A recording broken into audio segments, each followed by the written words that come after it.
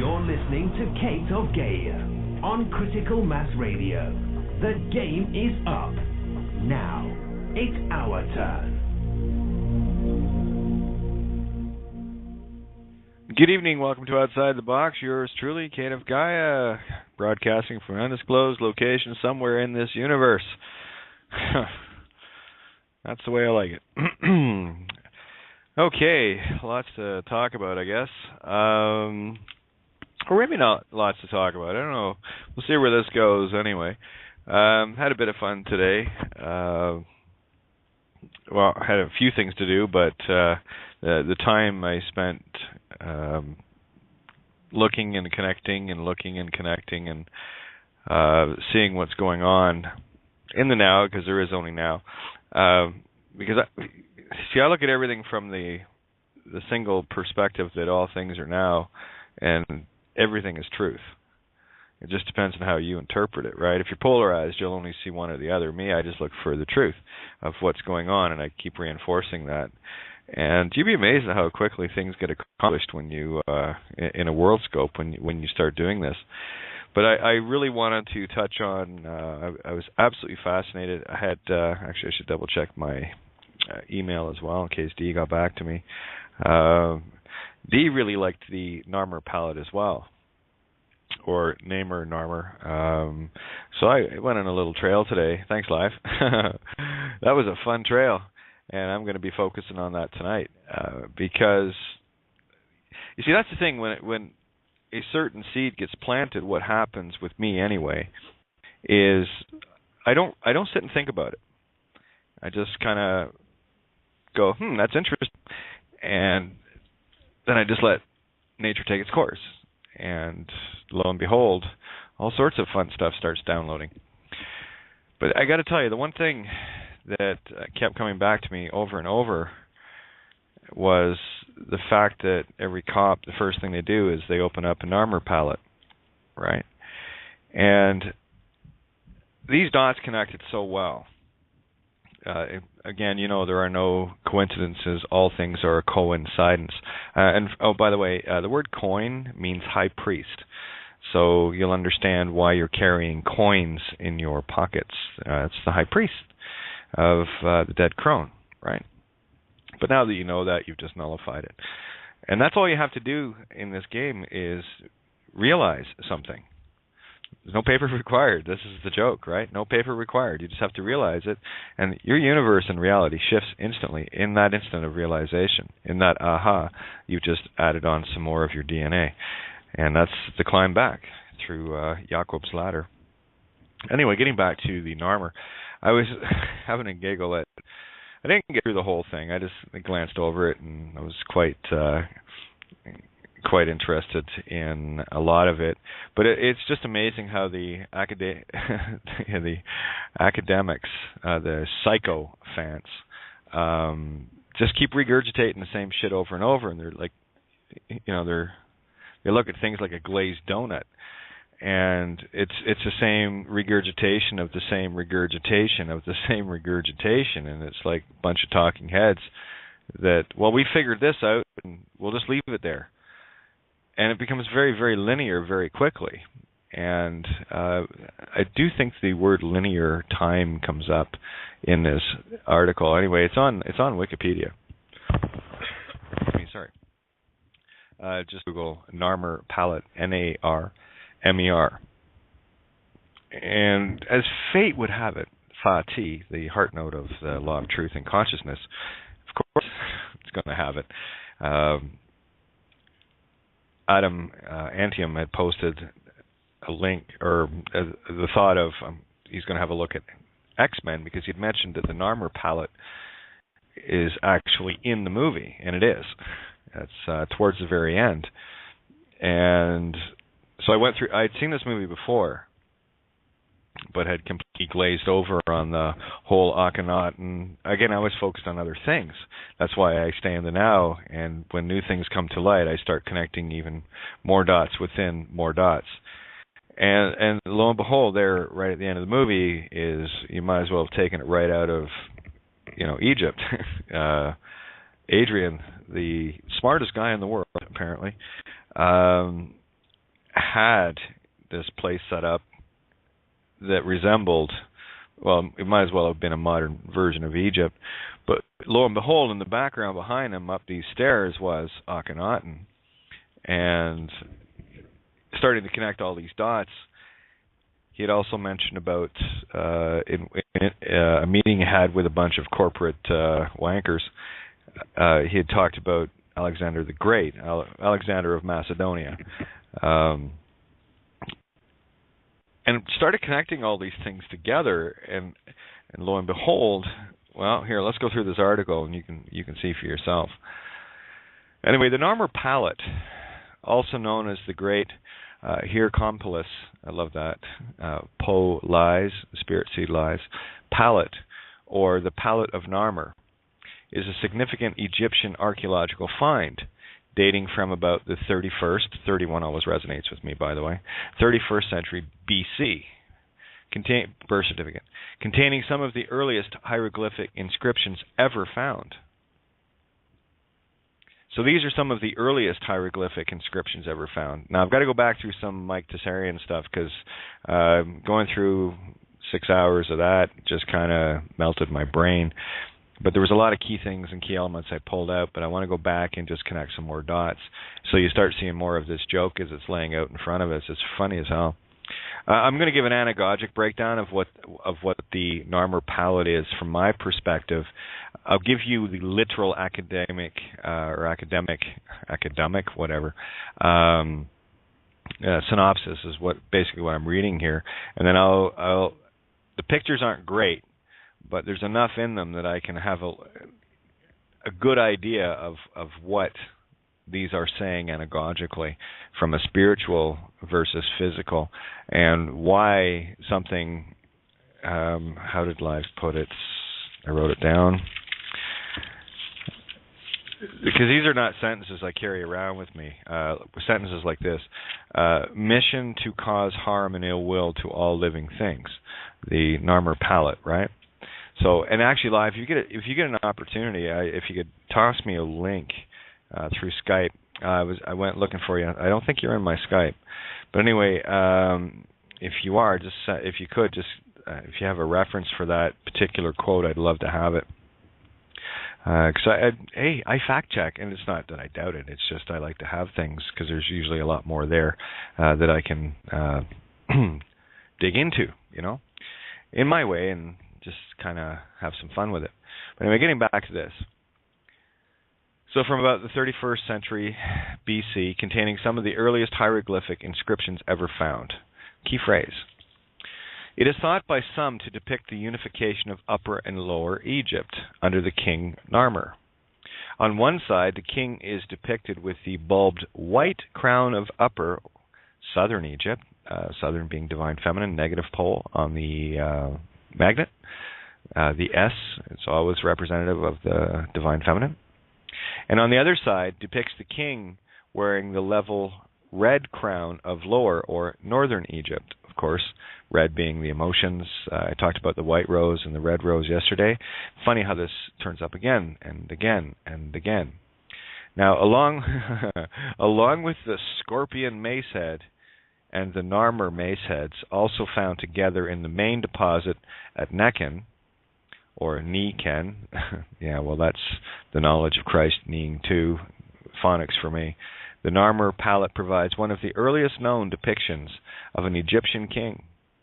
The palette shows many of the classic conventions of ancient Egyptian art, which must already have been formalized by the time of the palette's creation.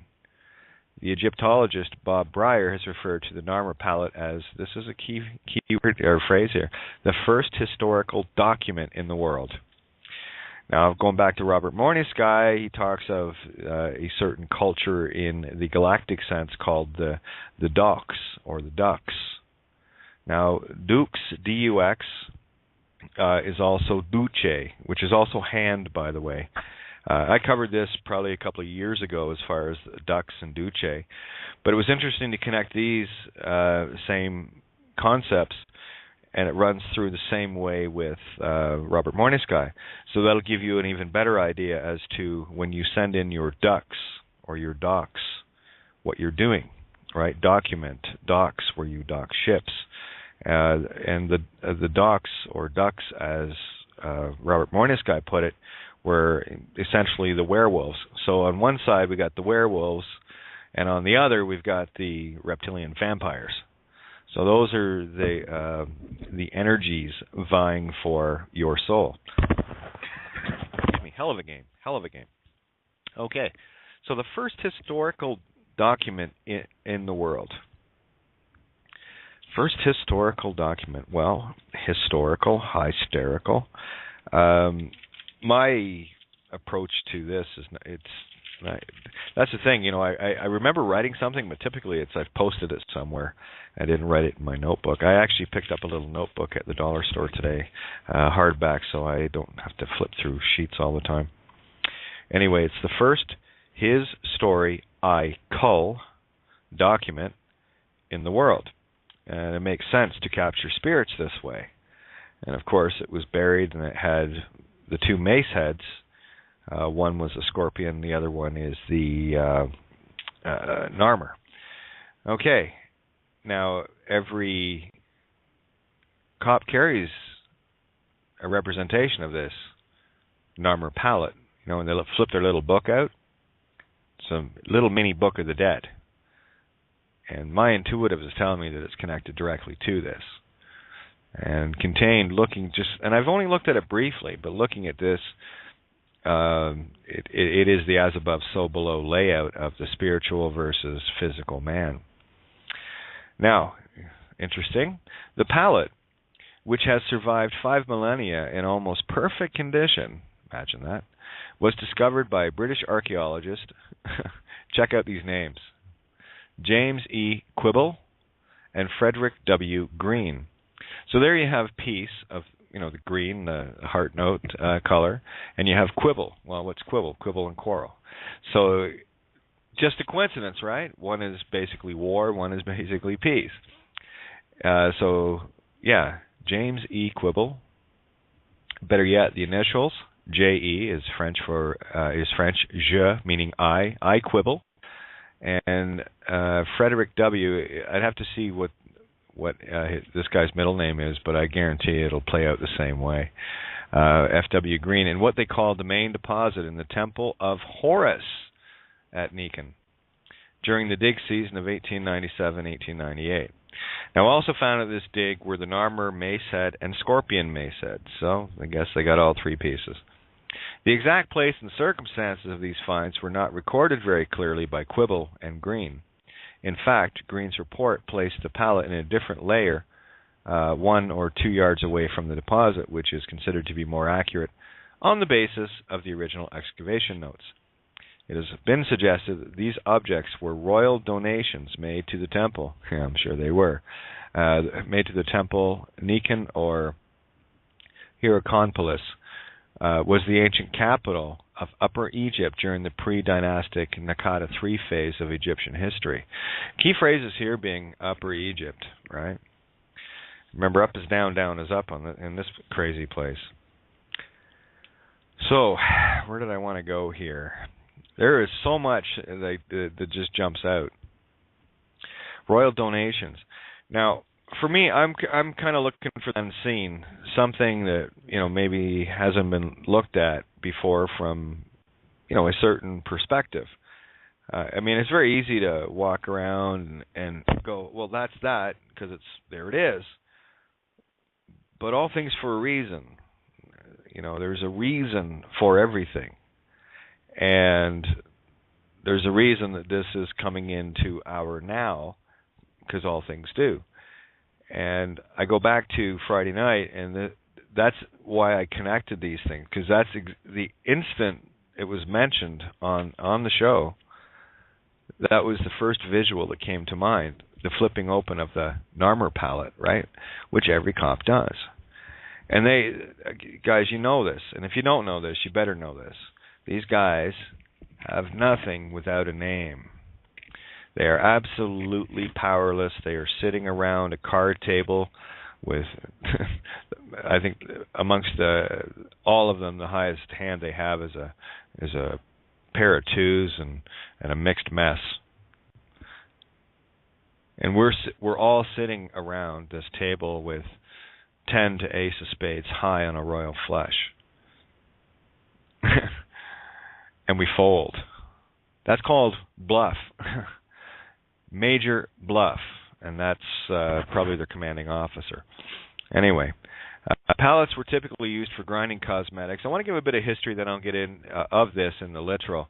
Then I'll get into a bit more of an anagogic breakdown of looking at these this pallet front and back. Pallets were typically used for grinding cosmetics, but this pallet is too large and heavy and elaborate to have been created for personal use and was probably a ritual or votive object. Yeah, something that you might cast spells with. Specifically made for donation to or use in a temple. Well, of course it had to be a gift, just like Mom and Dad's names. So that's opening the door to the vampires and werewolves. One theory is that it was used to grind cosmetics to adorn the statues of the gods. Well, you can take that theory and stick it where the sun would shine. The Narmer palette is part of the permanent collection of the Egyptian Museum in Cairo. Yeah, no kidding, huh? Yeah, they wouldn't want to let that one get too far away from its power source. It is one of the initial exhibits which visitors have been able to see when entering the museum. Yeah, they'll stick it right in your face. It has the Journal d'Entrée number. Now, this was interesting. JE32169. And all these numbers resonate. So you got 32169, yin yang. Blast off. I. Yeah. And the catalog general number CG14716.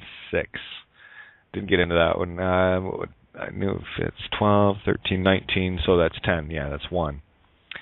So creation. There you go. Now the norm. Listen to these numbers and tell me there's a coincidence. The Narmer palette is a 63 centimeter tall. You did the math, good. You got 9 there. Which is 2.07 feet.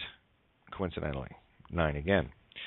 Shield-shaped, raw shields, ceremonial palette, carved from a single piece of flat, soft, dark gray, green siltstone.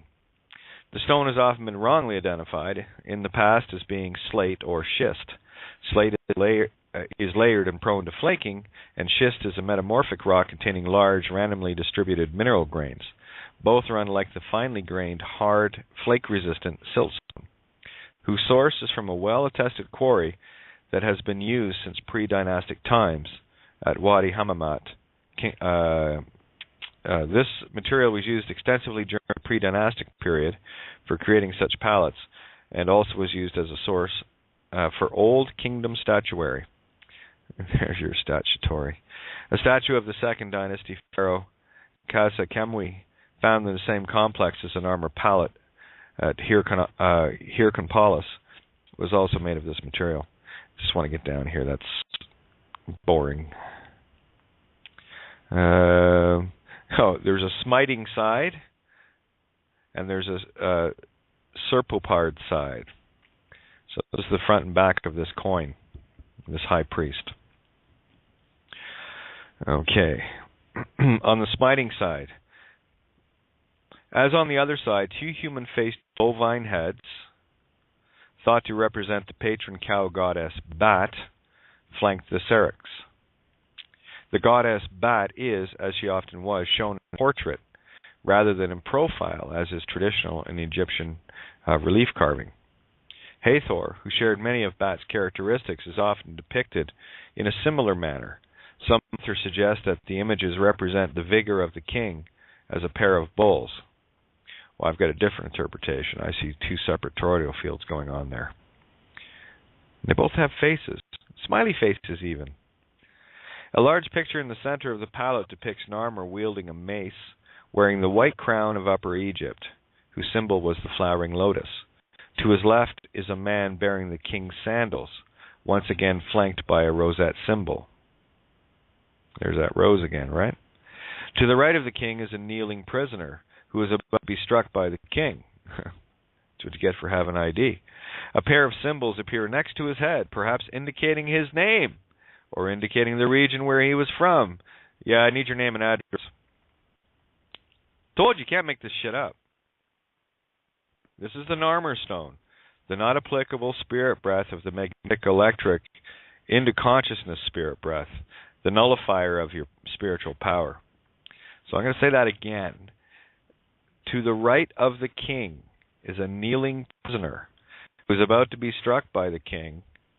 A pair of symbols appear next to his head, perhaps indicating his name or indicating the region where he was from. Yeah, I need your name and address. Above the prisoner is a falcon, representing Horus. Perched above a set of papyrus flowers. Paper roses, remember that tune? The symbol of Lower Egypt. In his talons he holds a rope-like object which appears to be attached to the nose of a man's head that also emerges from the papyrus flowers, perhaps indicating that he is drawing life from the head. Yeah, nothing like a little drainage, eh? The papyrus has often been interpreted as referring to the marshes of the Nile Delta region. Now remember, delta waves in the mind. Right? Everything is a fractal. You are a microcosm of the macrocosm, as other things are microcosms to you. And I've talked about Egypt and the Nile with all of its pyramids and everything else going up the chakras, and of course the Nile Delta, which is the fanning out of all the waters of truth. And once a year the Nile Delta floods, and has been doing that for a very long time. The Nile is now running, I think, about a mile away from the pyramids, where it used to be right at their side. You used to be able to take a boat and disembark at the pyramids themselves. So the river has been moving to the east for a very long time, and that's another allegory of the truth is moving more eastward. And when the Nile Delta gets flooded, the mind gets flooded with truth. That was a yearly occurrence that the Egyptians waited for, because when the waters receded, their soils were freshly fertilized with all this new silt. It was the most fertile region. That's why Egypt was the breadbasket for much of the region, based on this. So let's carry on here. I should also mention in my family line coat of arms or whatever, there's 3 falcons. Just sharing what resonates with me and why it connects with me and why I talk about these things. All right, so let's go. The papyrus has often been interpreted as referring to the marshes of the Nile Delta region in Lower Egypt, or that the battle happened in the marshy area. The battle? Do you see what these dipshits do? We learned about war in school, so it must have been a battle. Because some wanker's got a mace. No, this is somebody that doesn't know who they are. Going to get smoked or smitten. Okay, here it was again. Or that the battle happened in a marshy area. Who the fuck said anything about a battle? Or even that each papyrus flower represents the number 1,000, indicating that 6,000 enemies were subdued in the battle. The battle of what? We go from it being potentially a cosmetic crushing stone to a battle. Guy's smoking, ain't the same shit I do. Anyway, below the king's feet is a third section, depicting 2 naked, bearded men. They are neither running or are meant to be seen as sprawling dead on the ground. So they're either running. Yeah, I'd have to get a larger picture of this.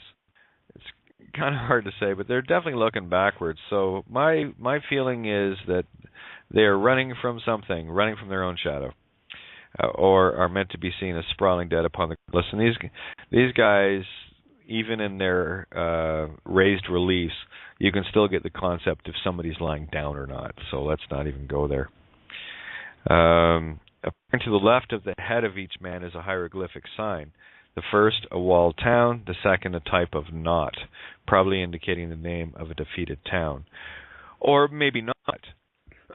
Excuse me, given that the Egyptian knowledge came out of the Druidics from the Celts, the remainders of Lemuria, also known as Ireland and other parts of UK. You might have heard of a Celtic knot. You might see a lot of knots, which are spiritual interpretations, right? And I'd say that, we're kind of embroiled in a bit of a knotty situation here, right? But flip to the other side of the coin. Let's have a look at the other side. I would deem this to be smiting would be the physical side, and the serpapard side would be the spiritual. I haven't read this yet, but that's kind of my feeling on it. Now, below the bovine heads, the corresponding toroidal fields, feminine, masculine, is what appears to be a procession. Narmer is depicted at nearly the full height of the register, emphasizing his godlike status in an artistic practice called archic scale, shown wearing the red crown of Lower Egypt, whose symbol was the papyrus. Paper. Yeah, that kind of works, the Narmer. Let's just get that paper note in there. Paper. Papyrus, which was the first paper. Okay.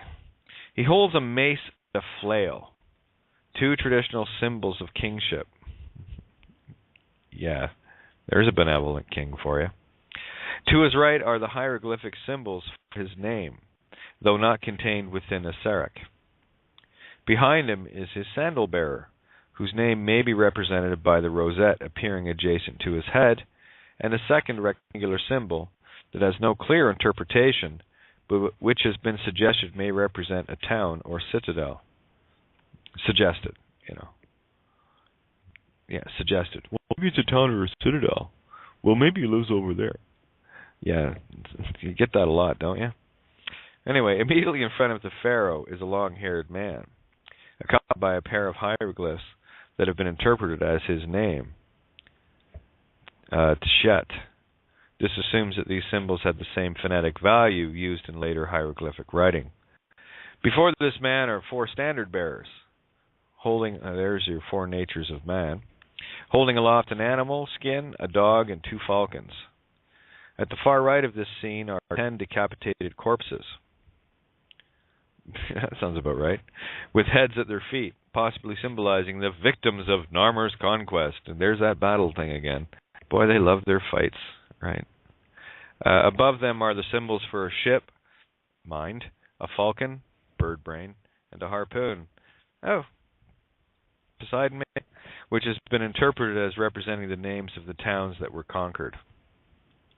I'd put dimes and donuts that they're not. Seriously. Anyway, below the procession, two men are holding ropes tied to the outstretched, intertwining necks of two serpapards confronting each other. Now, when you look at the serpapard, they basically look like almost like a lion with a long tail, so it's kind of a cross between a lion and a tiger, and very long necks like serpents with lion heads on them, and they're intertwining, and they make this large O in the middle. So to me, that is the energies of magnetic electric working together, looking each other square in the eye, right? Just my feeling on it. The serpapard is a mythological creature whose name is the portmanteau of the words serpent and leopard. Okay, so it's a leopard's head. There you go. And D wrote something about the leopard too. Oh, well, you got the leopard type tank, and then of course he traced it back and came up with chassis, which is the frame, such as the skeleton of an animal, chassis of anything. And what is the chassis in the human? Is a skeleton. That represents the Capricorn of the Christ consciousness. Okay, so leopard. Given what we know and how, for me, everything is truth. I just have to find it, so you can connect that the leopard is a representation of the Christ consciousness. And the serpent, well, there's your divine feminine and the Christ consciousness. All right, though the spotless beast with tufted tail more closely resembles a lioness. Well, it did. That's why I mentioned it before I read it. Anyway, the circle formed by their curving necks is the central part of the palate, which is I can hardly wait to see what they say about this, which is the area where the cosmetics would have been ground. Yes, that's right. Yeah, putting on a different face, are we? Yeah, let's put on our spiritual face. This thing is pristine, okay? They didn't grind any fucking cosmetics in this thing. This is not a cosmetic grindstone. This thing is much larger than other ones that they found. It's also found with the Scorpion Mace and the Narmer's Mace. I think it's a little more important than something to fix your makeup with. Okay? Besides, lipstick didn't come into vogue until the 1400s anyway. Where were we? This is funny. So one more time. This is your academics talking, your brilliant intellectuals. The circle formed by their curving necks is the central part of the palate, which is the area where the cosmetics would have been ground. Sure thing, Mary Kay. Upper and Lower Egypt each worshipped lioness ward goddesses as protectors. Maybe that's why they're leopards. The intertwined necks of the serpopards may thus represent the unification of the state. Well, they got that almost right. Intertwined necks of the serpopards may thus represent the unification of the state of the energies, the body, the physical and spiritual, working together. There you go. You can have a little red star. You don't get the silver or the gold one yet there, guys, but there you go. You were alluding to it, so you're lucky you get a star at all.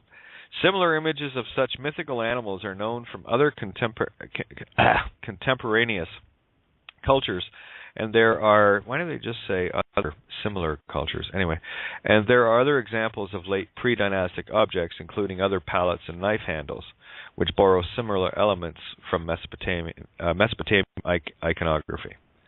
At the bottom of the palette, a bovine image, that's a cow, is seen knocking down the walls of a city while trampling on a fallen foe. Well, that's what happens when the cow jumps over the moon. You get trampled. The physical gets trampled.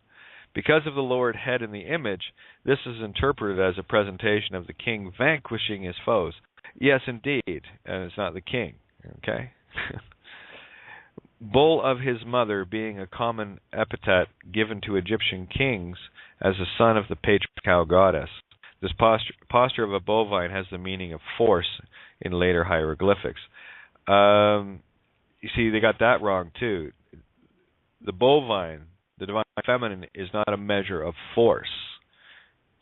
It is the source of power. Just like the electricity coming out of the Niagara Falls hydroelectric dam, the electricity is the force that is released from the magnet spinning power source. That's why they call them power plants.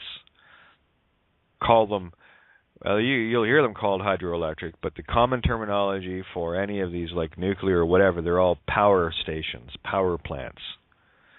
Because the power is in the magnetics. Like even a nuke station boils water to turn turbines and dynamos, which are magnetic fields that create the electricity.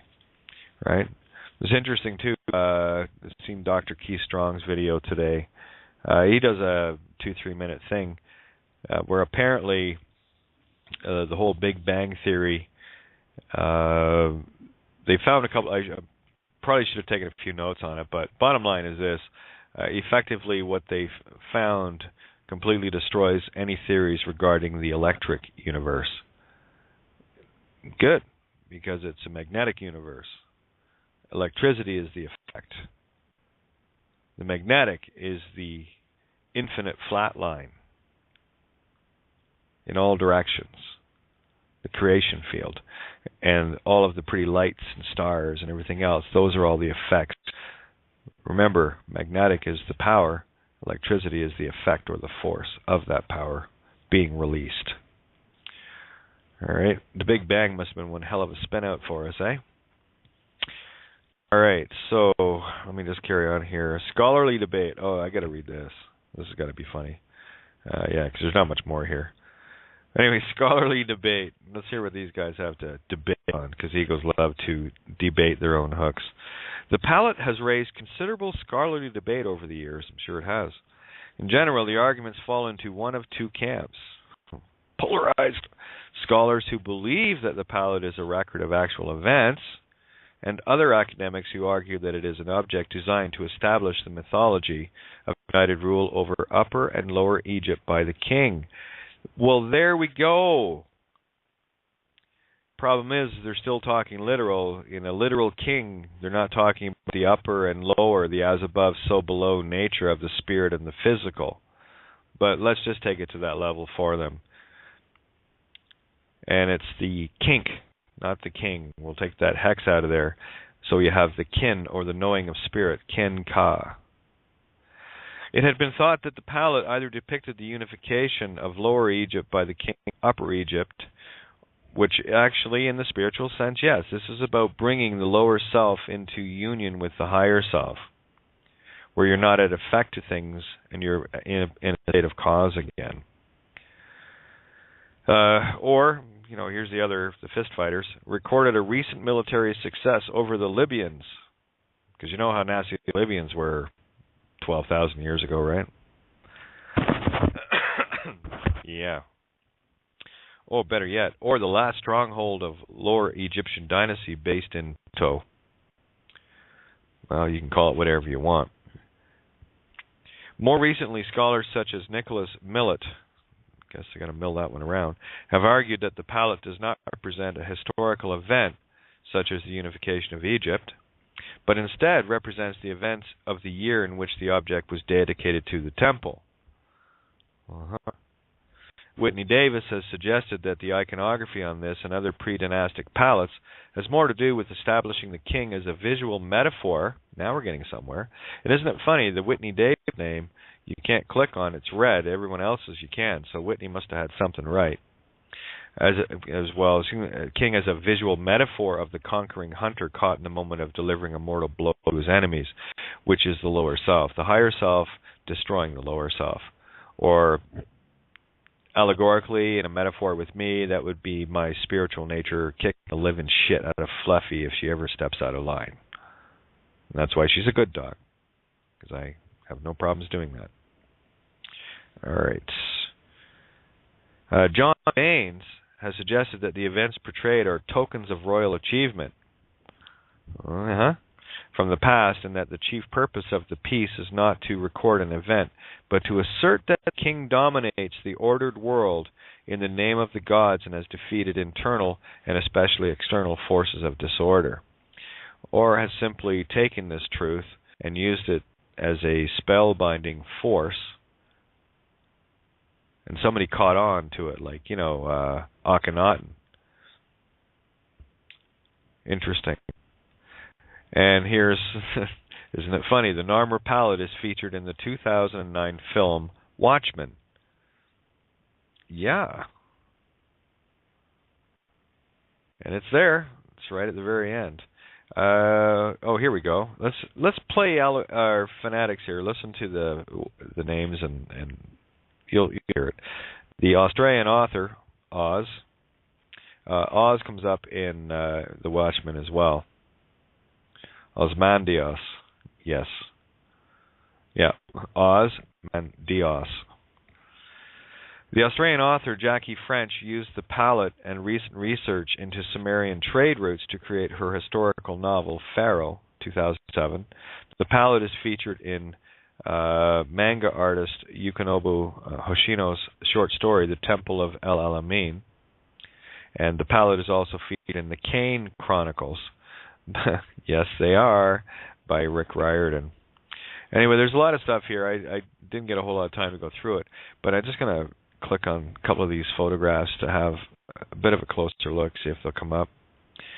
Oh, not a bad size either. Yep. Good thing they wrote some numbers on it, so yeah, 32169 on the top. Yes, you definitely have, in terms of the two bovine characters, the one on the left is the masculine face, and the one on the right is the feminine face.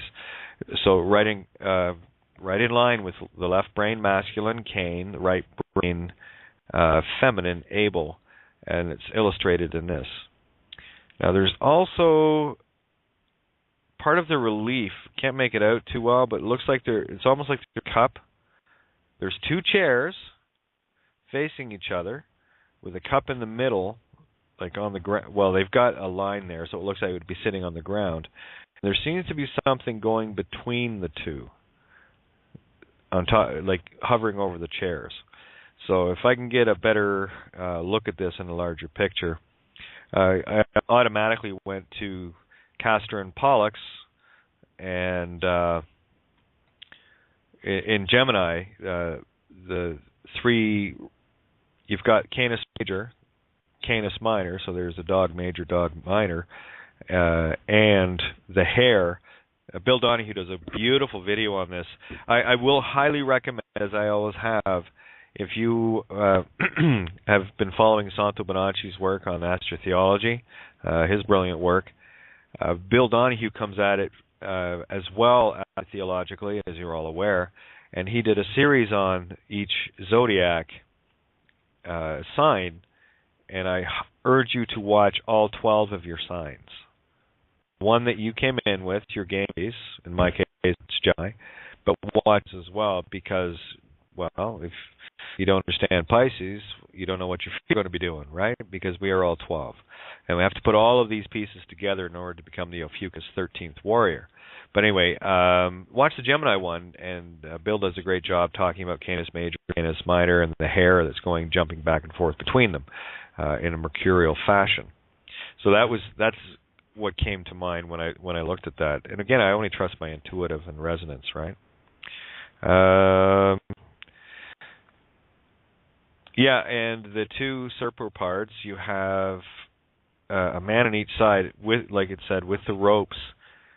It's like they are taming to keep this union balanced. So it almost like controlling.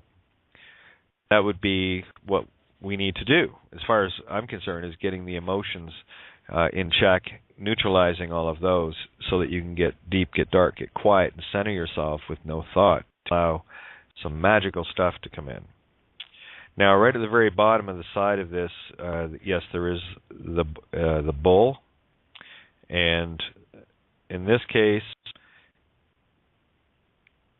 I wouldn't say that the man character is lying down. What I would say is he is down on bended knee, like he's kneeling on his left knee with his right leg stretched out behind him, and the bovine or the bull has got its head bowed.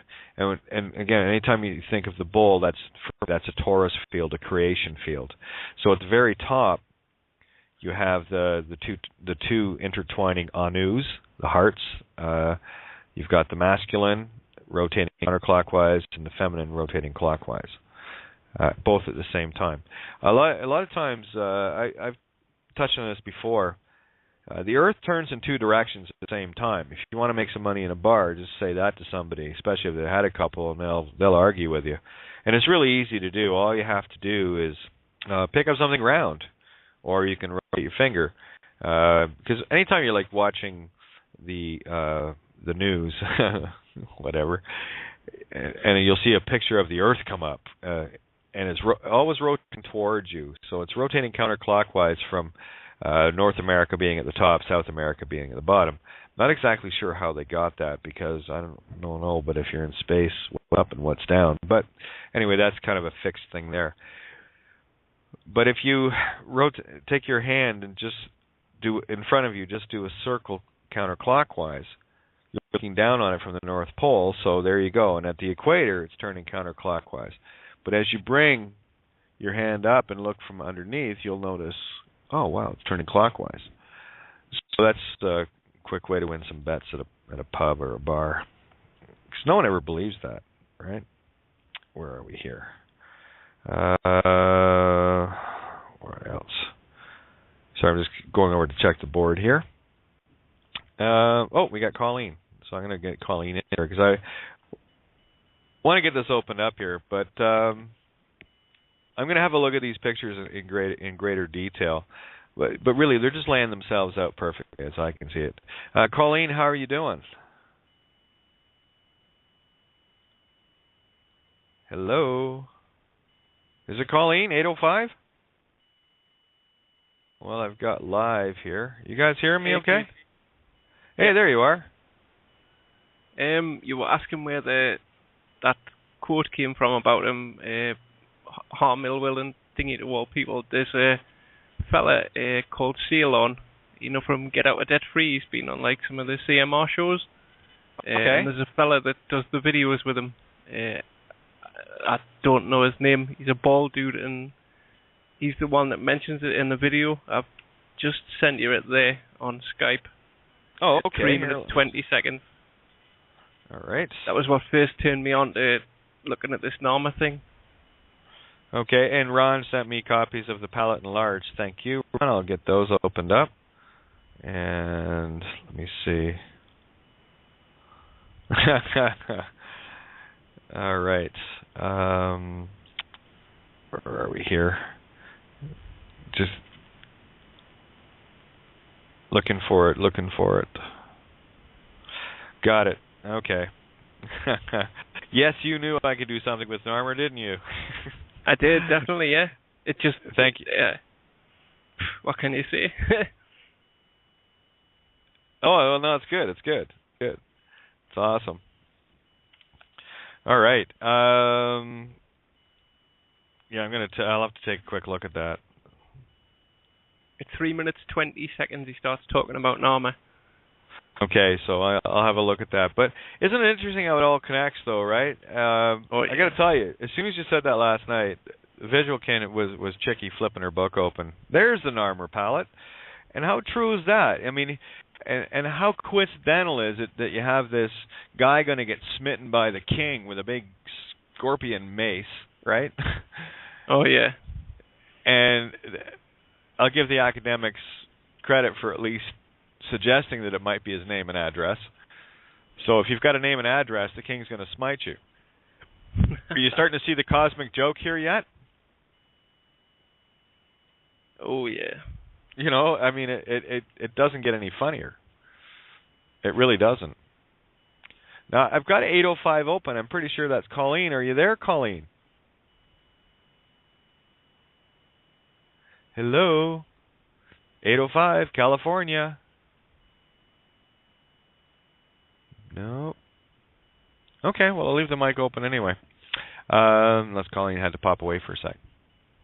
But, it was fascinating. And then, of course, going through the Watchmen. Now, there's I got to tell you, Rorschach is my kind of dude.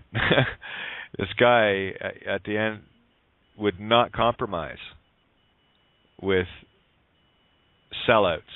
And that's, looking at the way this movie played out and this Adrian character and this super, I guess, Dr. Manhattan, Mr. like almost God guy, right?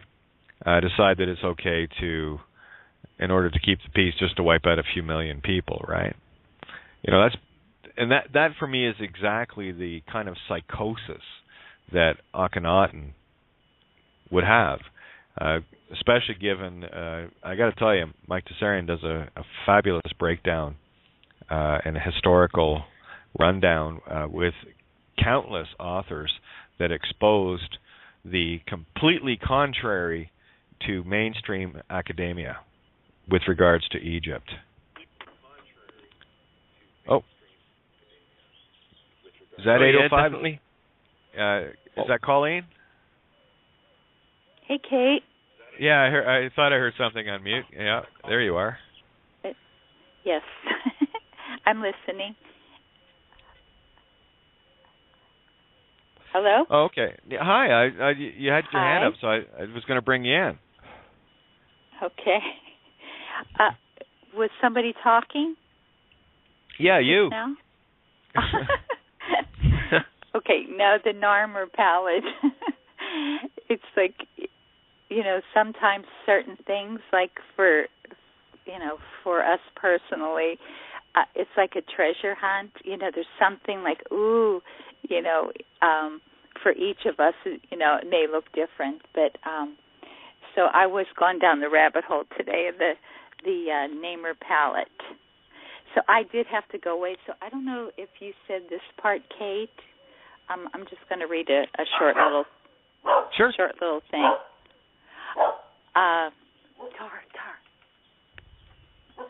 They see a cat. Okay, King Narmer is the first Egyptian ruler to wear both a white crown of Upper Egypt in the south and the red crown of Lower Egypt in the north, and he is therefore viewed as the first unifier of the entire land of Egypt. The primary city of Lower Egypt was the port city of Buto, located in the delta of the Nile, and many Egyptologists believe that the name of Buto is given in the sign that appears directly above the 10 decapitated captives next to the sign for Horus.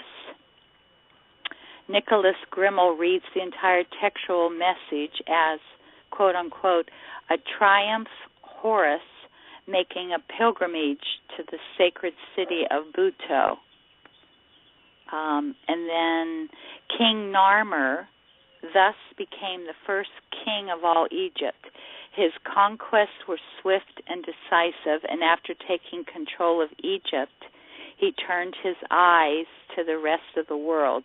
With the strategic port of Buto under his control, the entire Mediterranean was at his mercy, and there was always the lore of his rich ancestral home back in Mesopotamia. Interesting. Mm-hmm.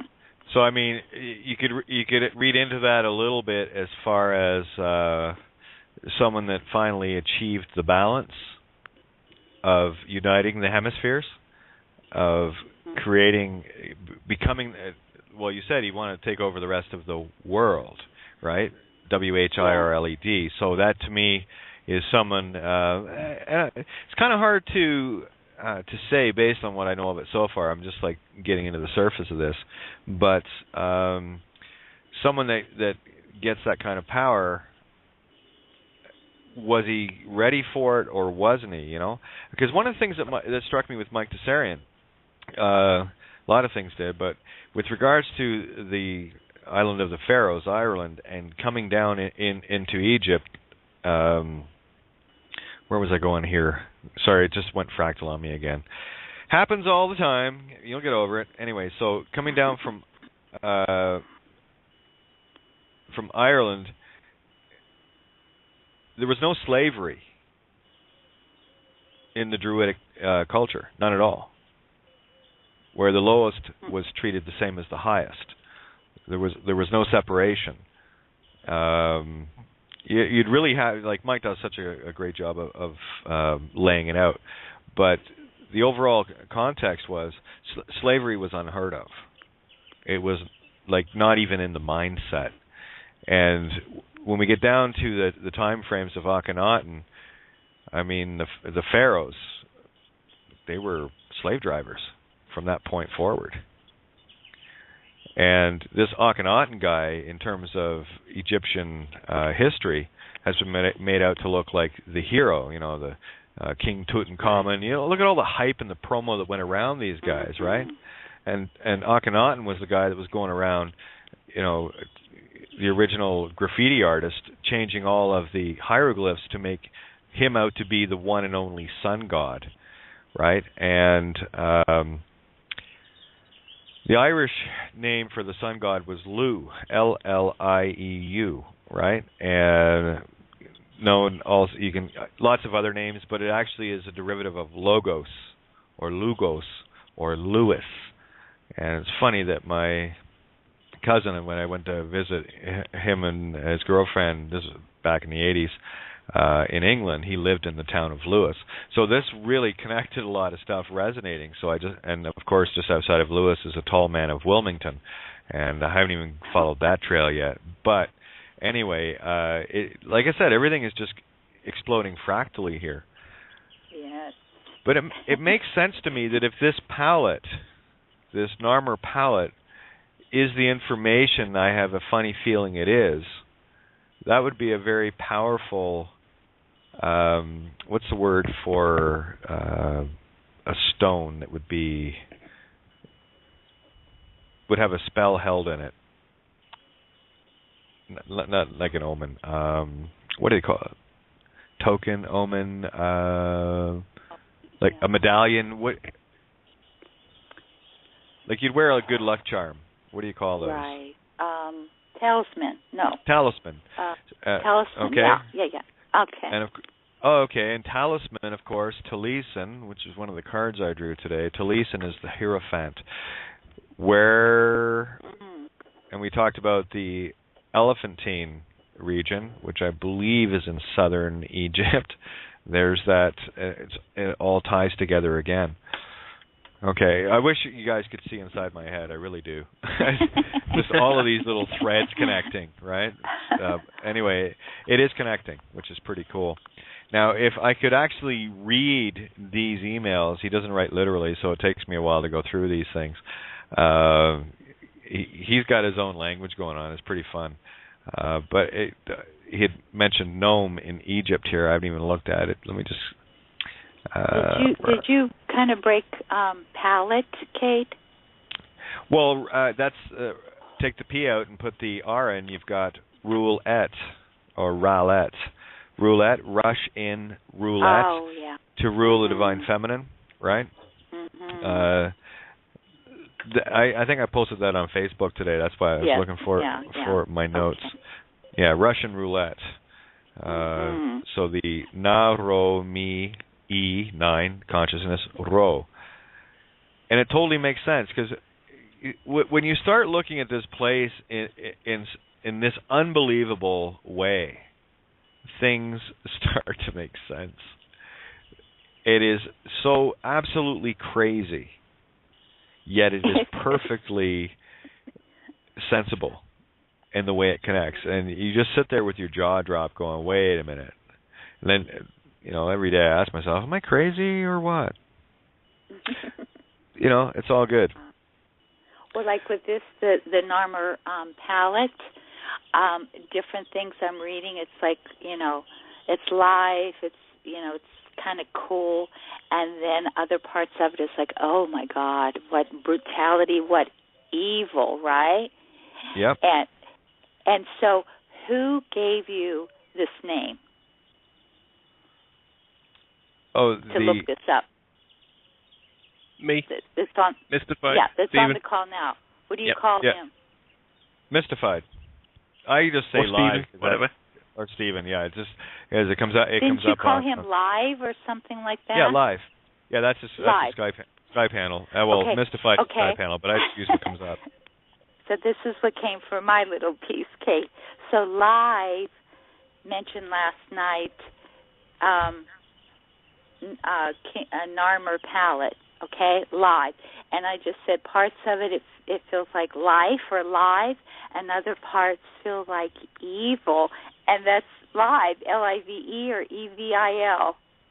Yep, no coincidence, and isn't it coincidental that it's stationed in Cairo, a stone of that nature?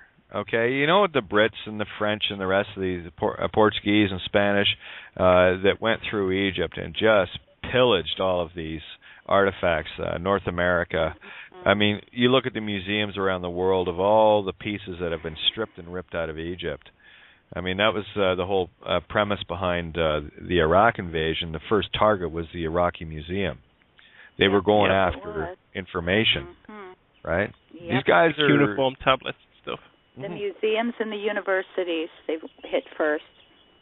Yep, they wanted to empty them out of all the knowledge to make sure that it fell out of the hands of people. Now again, let's go to Cairo, which is the symbol for the Roman slave masters at the Vatican, right? You should see how many words that Mike Tessarian puts together from Celtic linguistics. That like vate, there was just too much information yesterday for me to try to remember it, forget it. But anyway, that came out of Celtic, the Vatican, right? There's the crows. There they are. I got to turn them we're on down. to something. Okay, no, guys. It's okay. Looks like we got our cause back, huh? But But of all the pieces to not be pillaged from Egypt, I mean, this was from the 1897-1898 dig, and we're dealing with the British Empire, and of course the colonial French and Portuguese and what have you. I mean, those would have been prime targets because it looked like a couple of Englishmen that found it at that main site dig. So why did they end up staying in Cairo instead of getting shipped somewhere else? So there must have been something critically important. There was also the mention of one of the cities in Egypt, Karnak, in the Watchmen movie. So again, all of this stuff's coming together. Like, is Karnak not the place that was touted to have the Book of the Dead? Yeah, it's in the film The Mummy, the first one, isn't it? Oh, okay, yeah. Again, movies are great because they tell you everything you need to know. Book of the Dead, and they're way more fun to watch than reading encyclopedias. But they're telling you the same story, right? So, and that was mentioned in The Watchmen as well. And given that we're talking about the Narmer palette, Book of the Dead, Karnak, it's in Cairo, ties into Rome, this Roman slave kingdom, right? So this all ties together.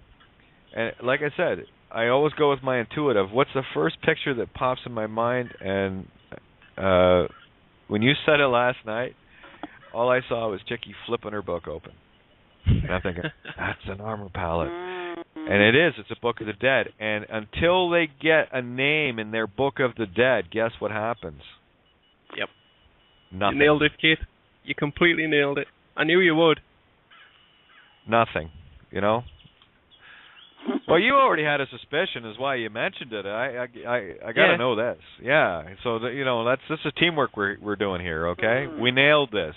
This is a team effort here. I just connect dots, and you guys bring beautiful dots. What were you thinking live? What were you thinking when you mentioned it last night? Well, my view on it had been coloured by the short video that I watched on YouTube where this fellow was explaining it. He never mentions his name, so I can't see his name. He does videos with Ceylon from Get Out of Debt Free, and he's been on CMR, but he won't ever tell you his name. Yeah, because he doesn't want to get smitten by the scorpion mace, right? Yeah, exactly. He just says I am me or I. See, he knows who he is. All right, see, we're awake, and I got to tell you, just based on what I was seeing today, this whole this planet's waking up hardcore. Hardcore. I don't know what's going on, but while we're talking, you heard the crows. I have like 6 hummingbirds just flying around the phone here in my head. The vibration of these hummingbirds is enough to definitely put me in another dimension. Hummingbirds. Is that an owl? Oh my God. That's a mourning dove. I mean, the birds just, since I got on the call, Kate, have gone crazy.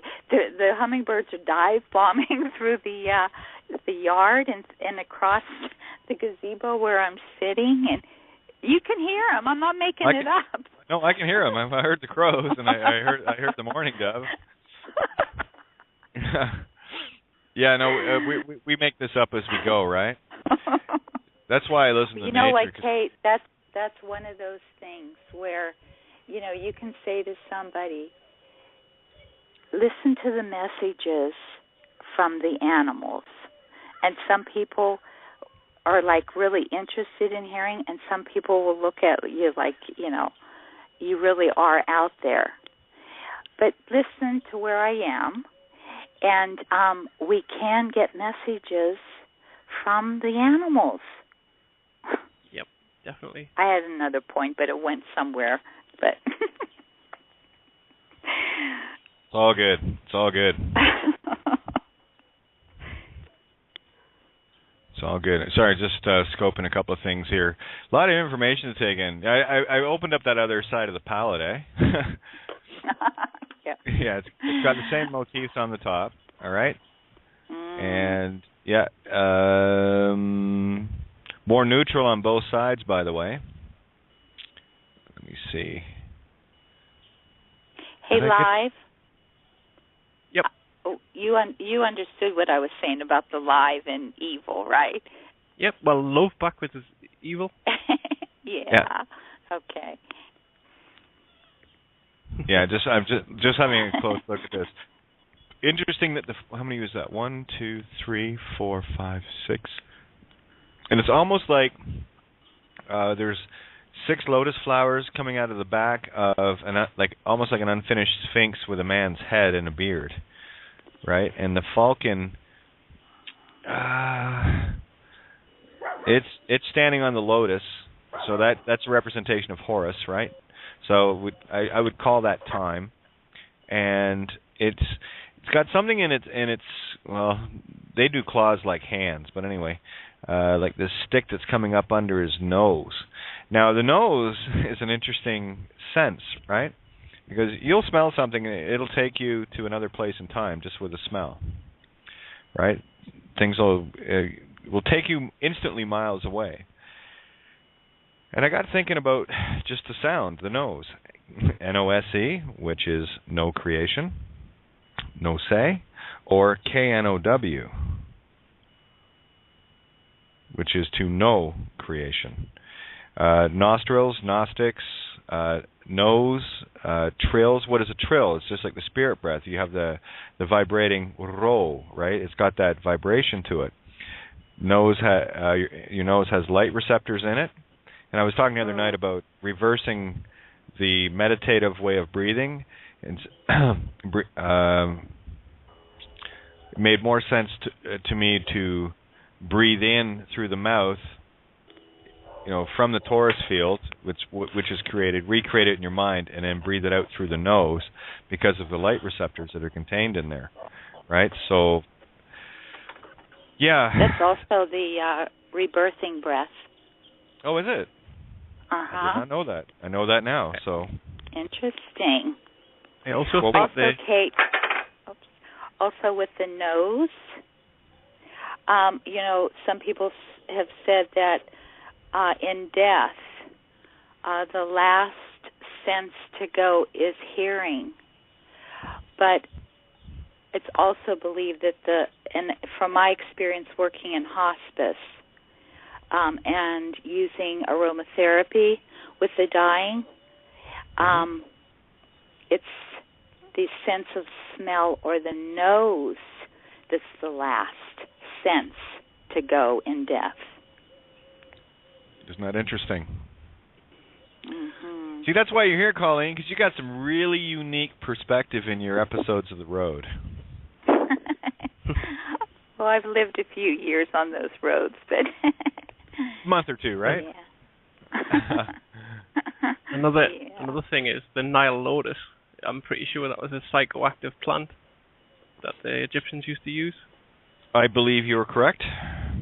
Especially the blue lotus. Oh yeah, I'm making notes here to have a look. Right. Again, it's how many news anchors do you think actually go out and fact check? Yeah. Yeah, that's they get what I thought a too. piece of paper from the government told what to report, what to say, how to say it, what facial expressions to do. And look good doing it, and then go home. So the Nile lotus, and you were saying the blue psychedelic, okay. Yes. Mm-hmm. Not up on my psychedelics in that regard, but I do believe you're right. Something does click there. I think we got Brandon. It's actually blue-purple. Oh, isn't that interesting? Yeah. Blue-purple. Mm-hmm. Right? Blue-purple. Mm-hmm. I was having a giggle today in the fact that I drive a blue car. It's kind of funny. And Civic, C-I-V-I-C, right? Kawak, C-A-U-A-C. This is my 13th one, by the way.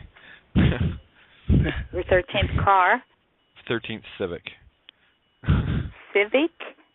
Yeah. Honda Civic. Yeah. Wow. Yeah, I never mentioned that before. Yeah, it's just a coincidence, though. All right. Oh, and just letting, I think we have Richie and Brandon in the call. I know it's Brandon. I'm not sure if that's Richie's number or not. Yeah. Oh, I got it. Okay. Hey, Richie. Hey, what's going on, guys? Hello. Hey, that Noma, how do you spell that? Narmer, Narmer. N-A-R.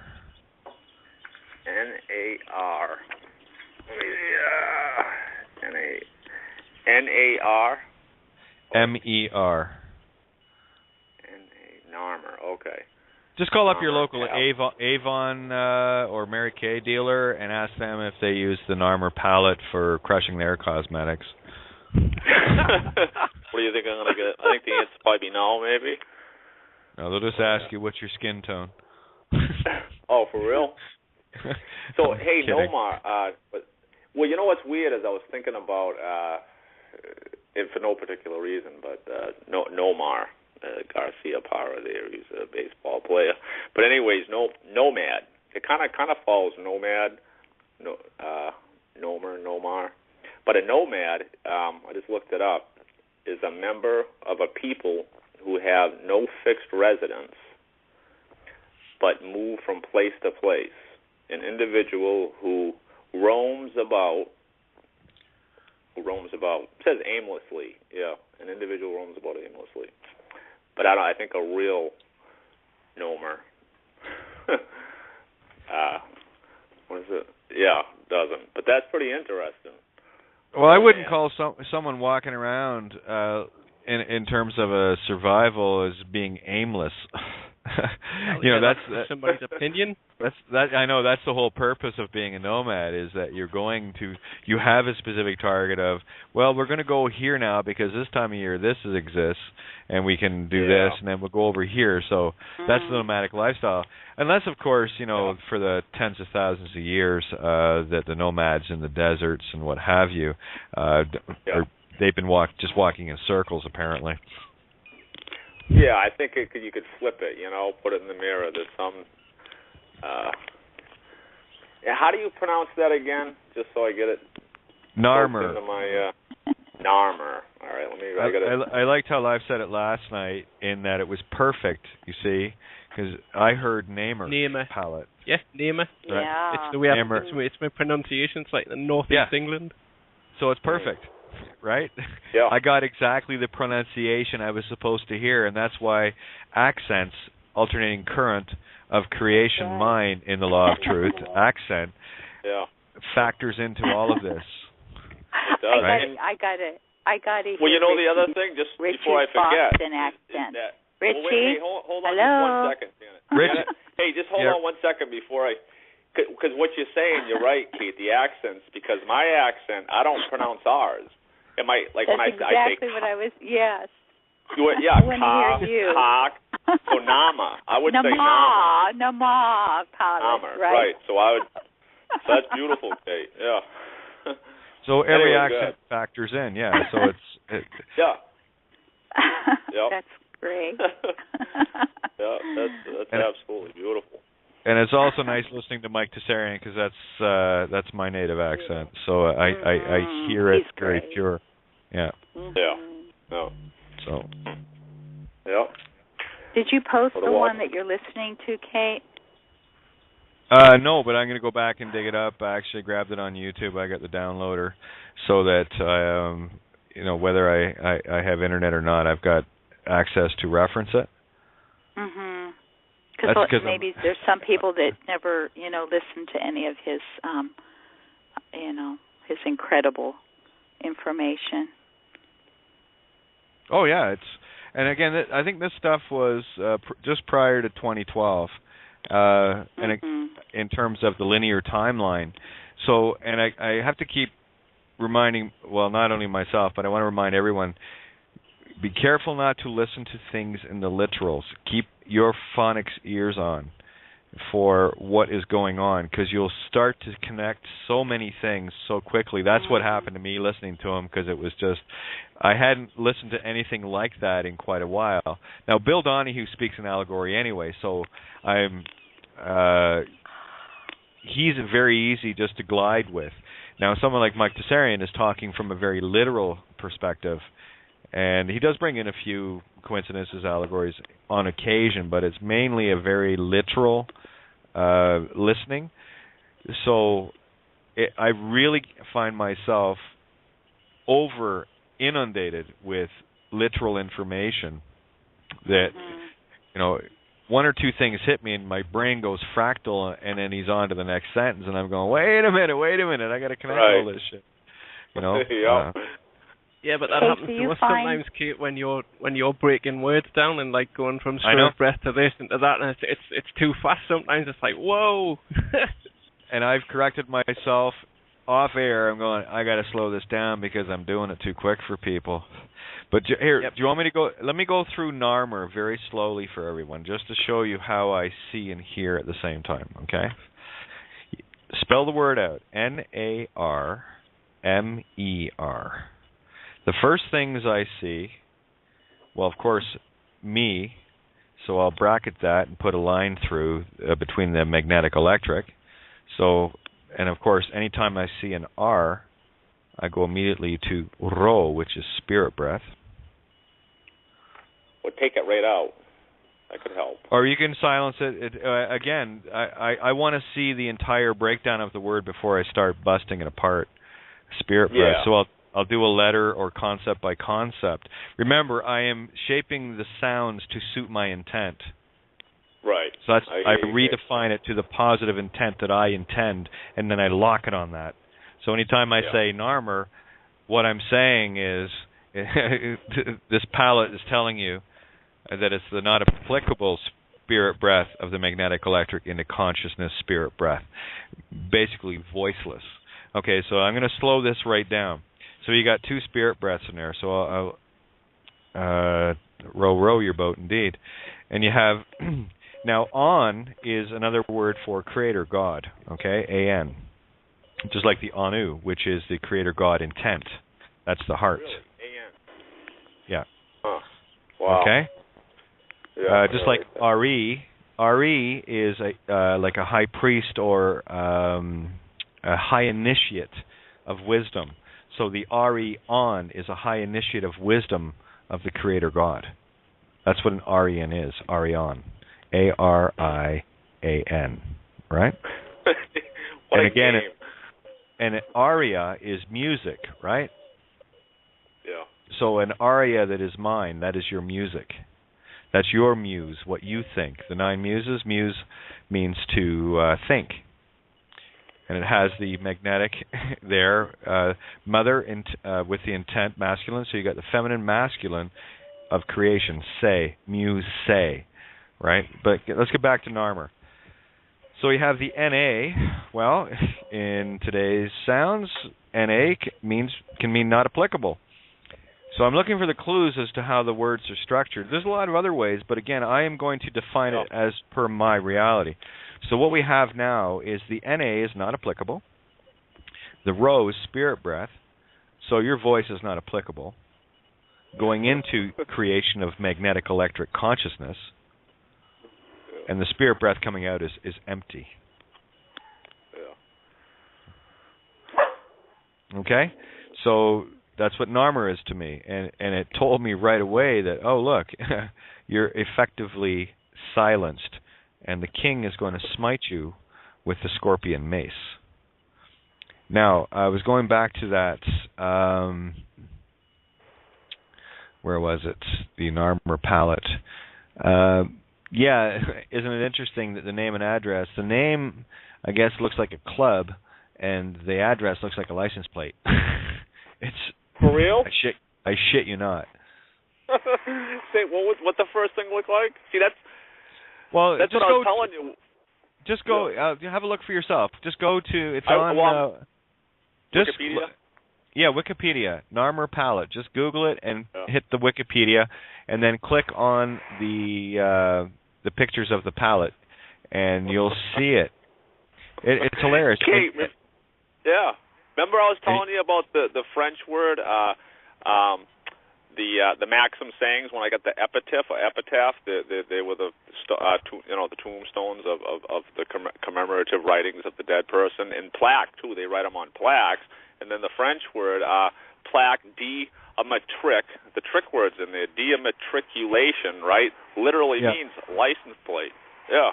So the license plate, that's amazing. Dimatric, ulation.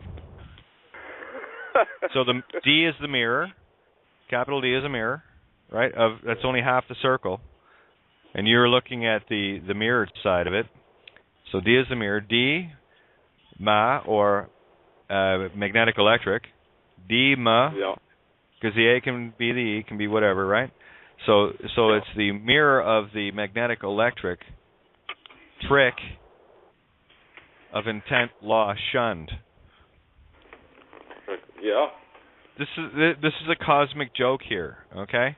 It is. It's all about the mother tricks and the father tricks, and this is why you have to remember what you knew tricks. Yeah. Right? Yeah. So that's kind of where I think I'm hanging out. Yeah, me too. You know what, Kate? What it is this cosmic joke, which is it's a riddle, is that I think the ones that get it, the ones that are worthy enough. You know what I'm saying? The ones that aren't willing to do the footwork and be the foot merry-go-round. The ones that are stuck in their angry little bastard egos. They get to hang around long enough until they finally go, I've had enough of this. I've just had enough of this. Bought into materialism. Mm-hmm.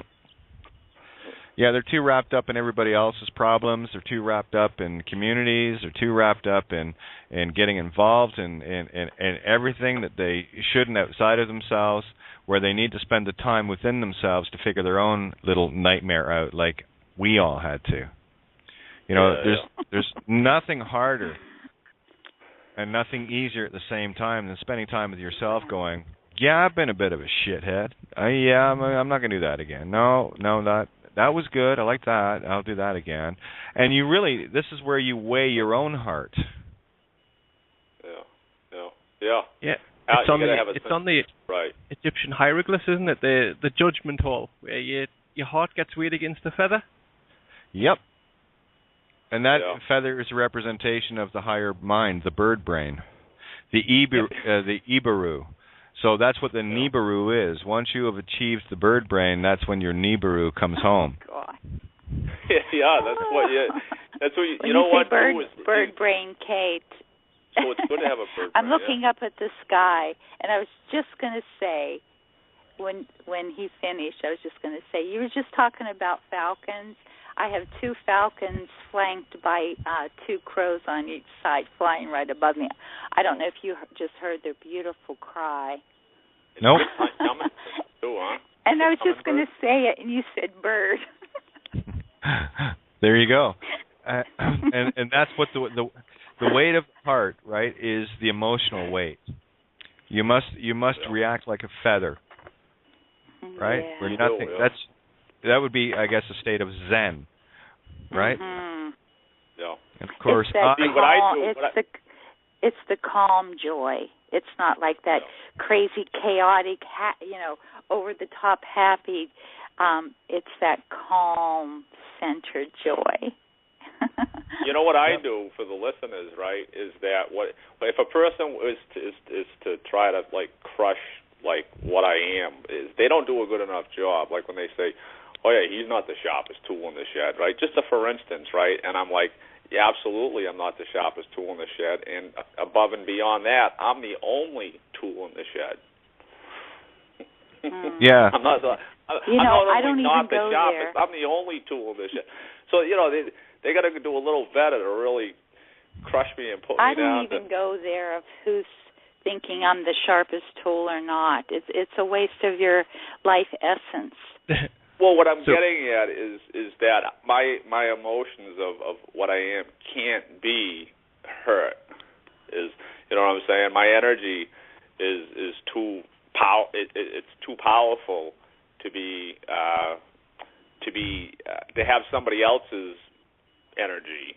You know what I'm saying? Put me into a status, because that's it's a mirror image. If people you know what I'm saying? It's just for instance. It's kind of like they didn't finish the job, so I'm kind of going with them. So it'll repel them, is what I'm saying. It'll cause them to move on. Whereas because you know what I'm saying? But who cares? Those are other really? people's concepts and perceptions of what is success or what is great or what is good. If you're talking about intelligence and intelligent people, the vast majority of them have had the most programming from the state. You know what I mean? So, what hope have they got? Yeah, bought into the concept of somebody else's concept of success. Oh, yeah, a quick note from Equicentric regarding the word I was looking for was amulet. Thank you. Amulet. Yes. Yes.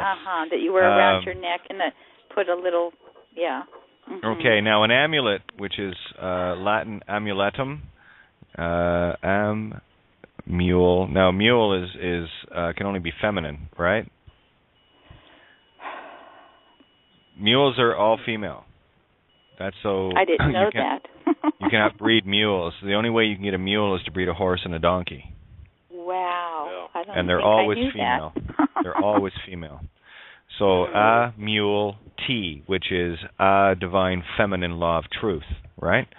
So an amulet can be any object, but its most important characteristic is the alleged power to protect its owner from danger or harm.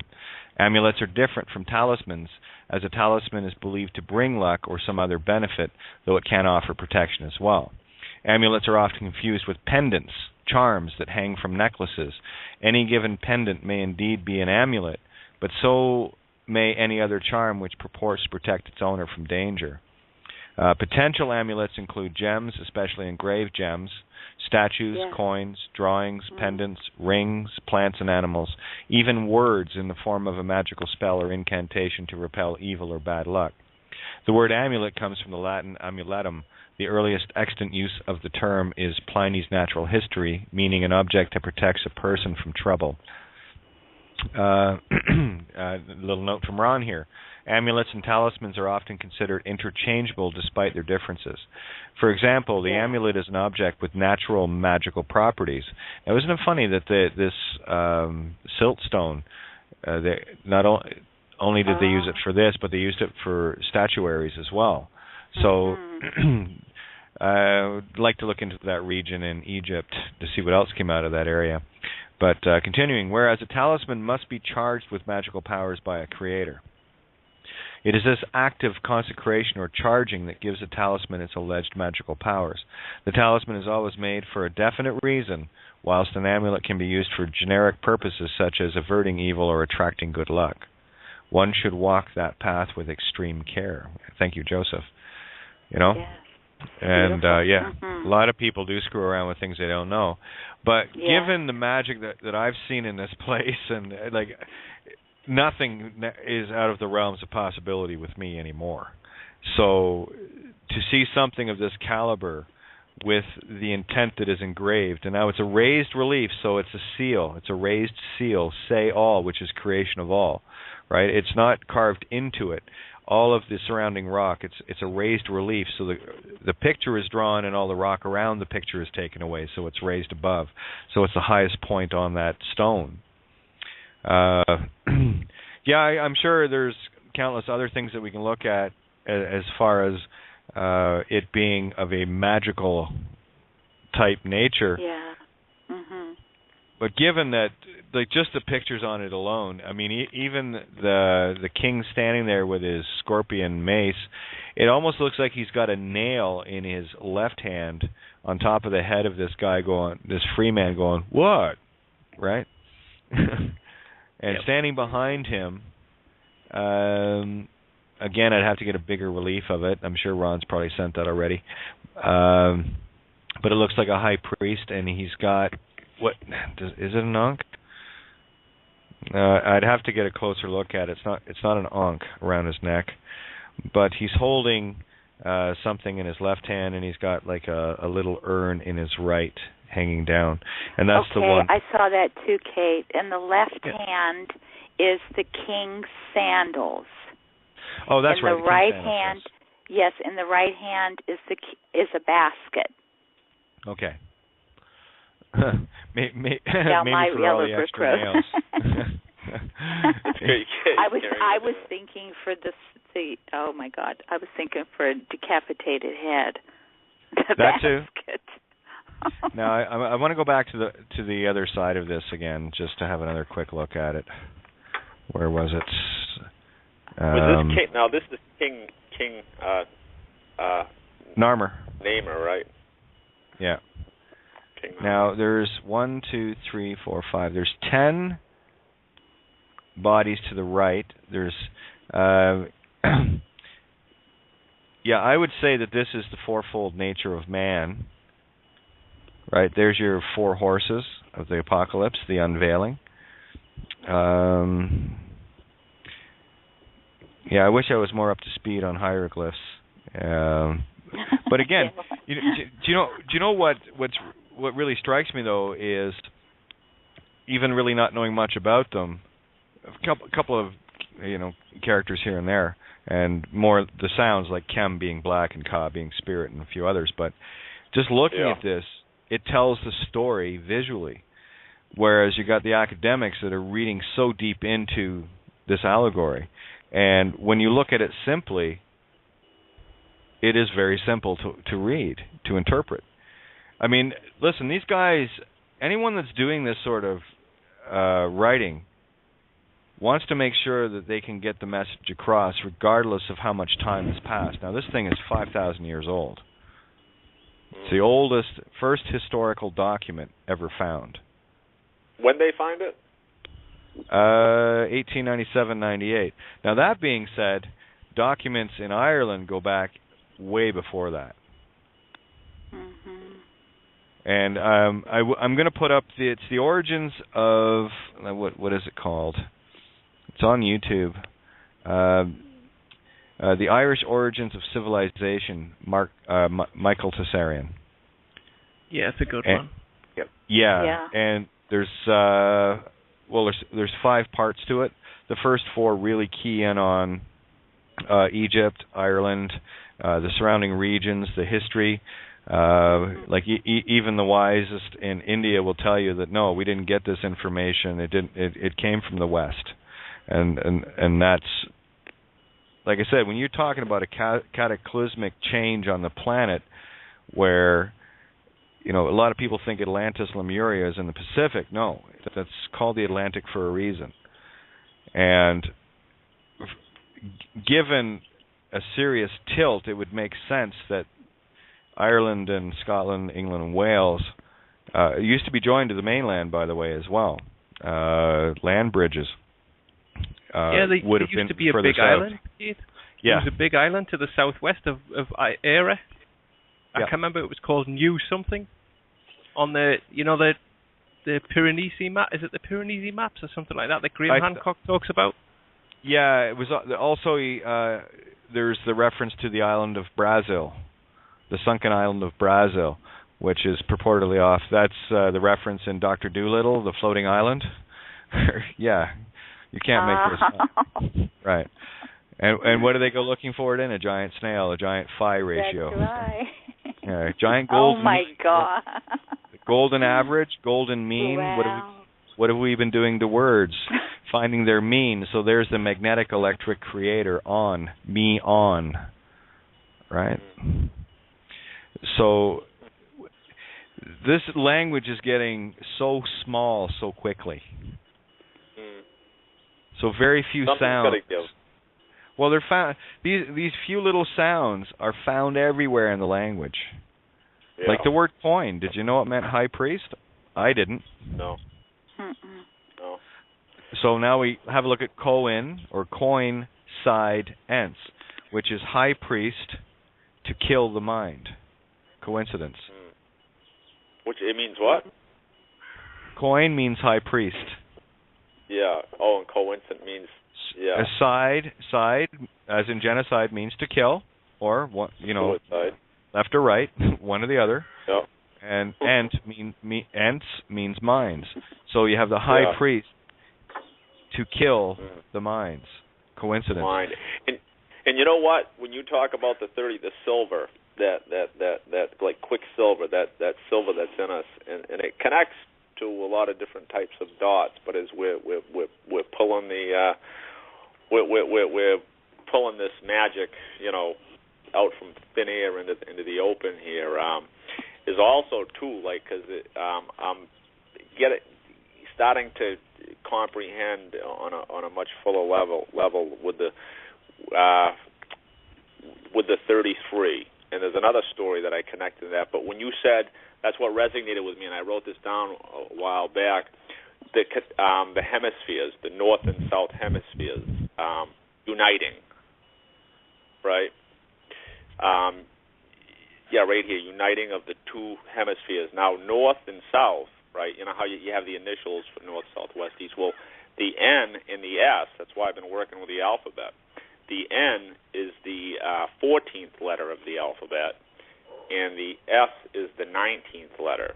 So when you add 19 and 14 together, what do you get? Yep. 33. Also take the W out of NEWS, north, east, west, south, right? And then you have NEOS. And you also have nose. The nose knows. Toucan Sam said it. Yeah. Time to connect those Fruit Loops. Kate, what were the talks for? What is the what? Yeah. Talks. Remember what the Druids and the Celts used to wear, the things on the neck? Well, the Torque were ranks of initiate. Now, there's a series of books I read years ago, of course, and it talks about the gray Torque, the silver Torque, and the gold Torque. It was a series by Julian May and the Pleistocene Epoch, and it was a story of people in the future, like 2300 something, whatever, that found a portal in France that went to the Pleistocene era back in time. And when these people that had been tired of the future civilization went back in time, it was a one-way trip, only to discover that there was a dual race of people from the Duat galaxy there, known as the Furvalag and the Tanu. And the Furvalag were grotesquely mutilated because of the radiation of the Earth, but they retained all of their natural abilities to morph and transform and create magic power, whereas the Tanu had to wear a torque to amplify their mental abilities. So without the torque, they were effectively powerless. And what they would use the gray torques for, and it was, by the way, these books were all based a lot on Irish folklore, Irish Celtic history, and the characters and the names that came up were just, and no wonder I read these things, and I read them a few times because it's just a great story. There's 4 books in the series. The last book's called The Adversary, and it really is a story of the Christ consciousness. And the divine feminine negative, what was her name? She went right out of control. Anyway, but yeah, that's the Torques. From my understanding, it would be an initiate rank of where they were at. Not a caste system, but a way of being learned to show that you were of the wise. Right. In the beginning of the part of the story, you said that they were what, time travelers? What? There was a time portal got opened in the story. The storyline is set in France, and the portal got opened by Dr. Guderian or Professor Guderian, and it was a one-way trip 6 million years into the past. And when they got there were space travelers, and the native. See, this is why talking about the rhesus monkeys and there was a creature had found one of these gold torques near one of the landed spacecraft after the main ship was destroyed, and one of these gold torques had fallen. It was a Ramapithian or Ramapithecian. Anyway, a very like a small man. Humanoid shape, wasn't really an ape, just like the rhesus monkey, right? Rh negative, rhesus blood types. So this connected way back. So what happened was the opening of the book, it had this creature that climbed aboard this spaceship, found one of these torques and put it on, and it elevated its mental capacity, and of course. It came out of the ship. You have to. I think if it was on for 24 hours, you had it for life, and the only way you could remove it was to put another torque on. So if someone that was a gray that had shown good standing as a slave, they were given a silver torque, so they were made like a chief of police sort of thing, right? Right. Yep. So they put that silver torque on, take the gray one off, because if you took it off, it would kill you. So the mother of this creature found the child, and to great dismay and kicking and screaming, she took this torque off the child. It hadn't been on long enough; it had only been on for a little bit, but the mind expansion of that alone, as you go through the story that Julian writes out, it's pretty much an instant whoa aha moment as soon as you put it on. It basically connects all the neurocircuitry of the create. Right. Fascinating book, and there's 4 books. The first one's called The Many-Colored Land, then The Non-Born King, then The Golden Torque, and the last one's The Adversary.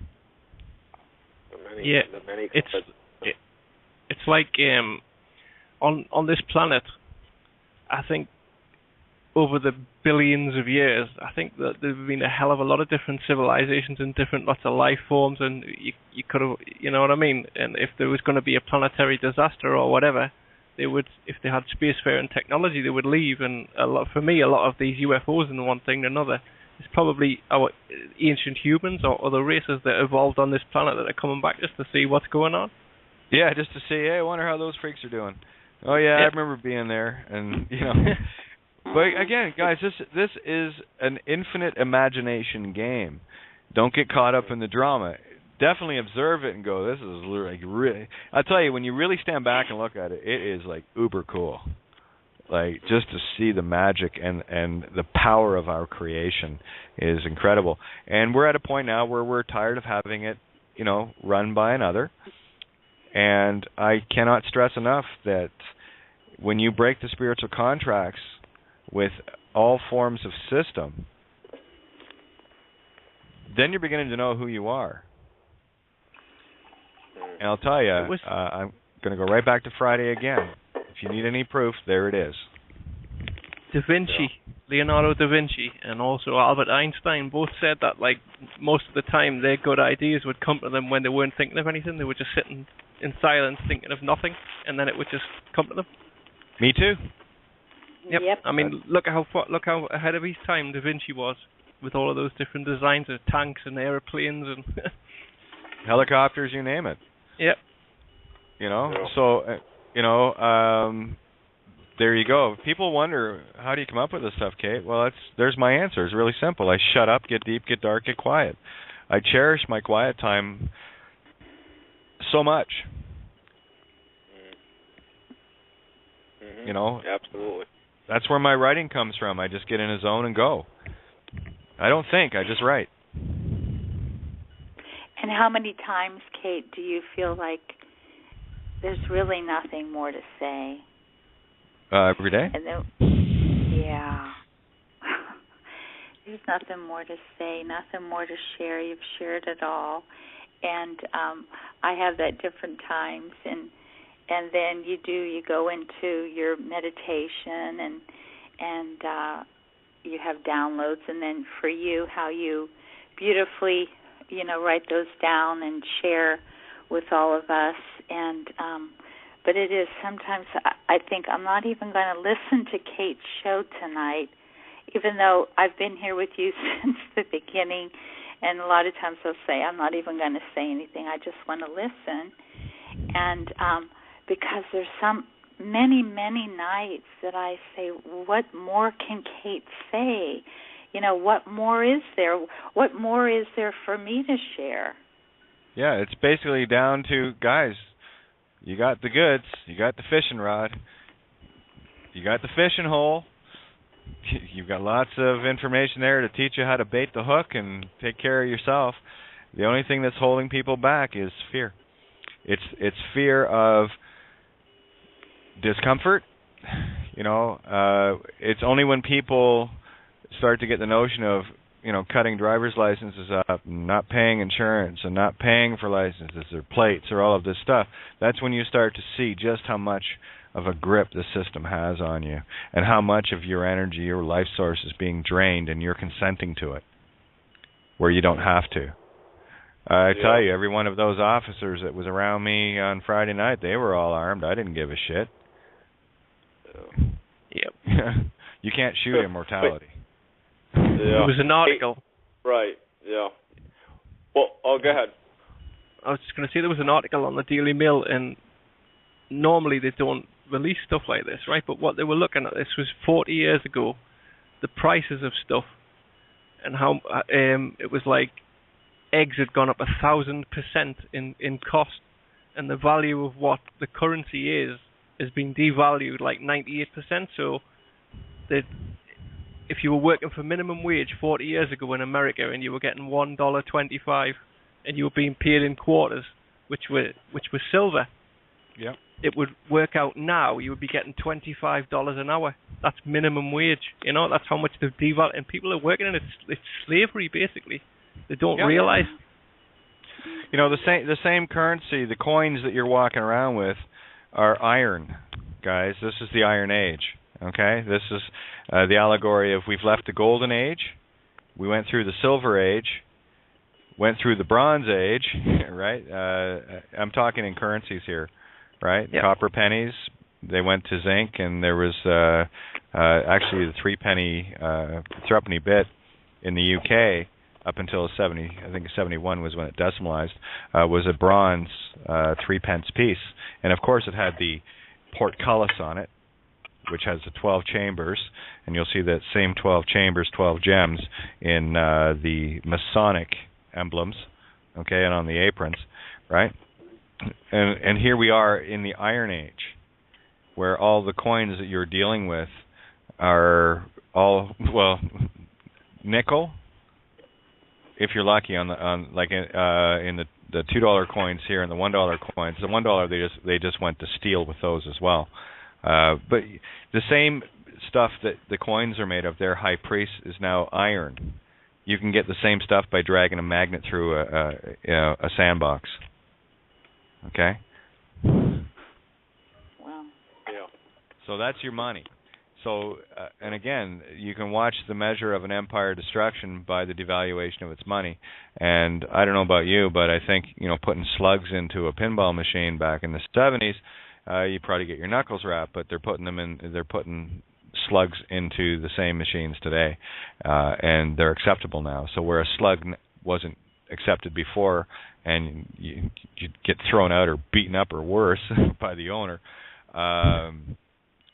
that's now normal. We got 9:05 in. We got 9 minutes left until we're out of here, guys. So let's bring 9:05 in before we roll out. Hello, Kate. It's, hello. Michael in Richmond. Hey, how are you? Michael in Richmond Hill. How are you doing tonight? Good. What's up with you? Oh, just getting more downloads, and figured something out the other day that worked out for me very well. And I was just going over Santos Bonacci's material over and over again till it finally sunk in regarding the trusts and all the fictional titles of administrator and beneficiary and trustee.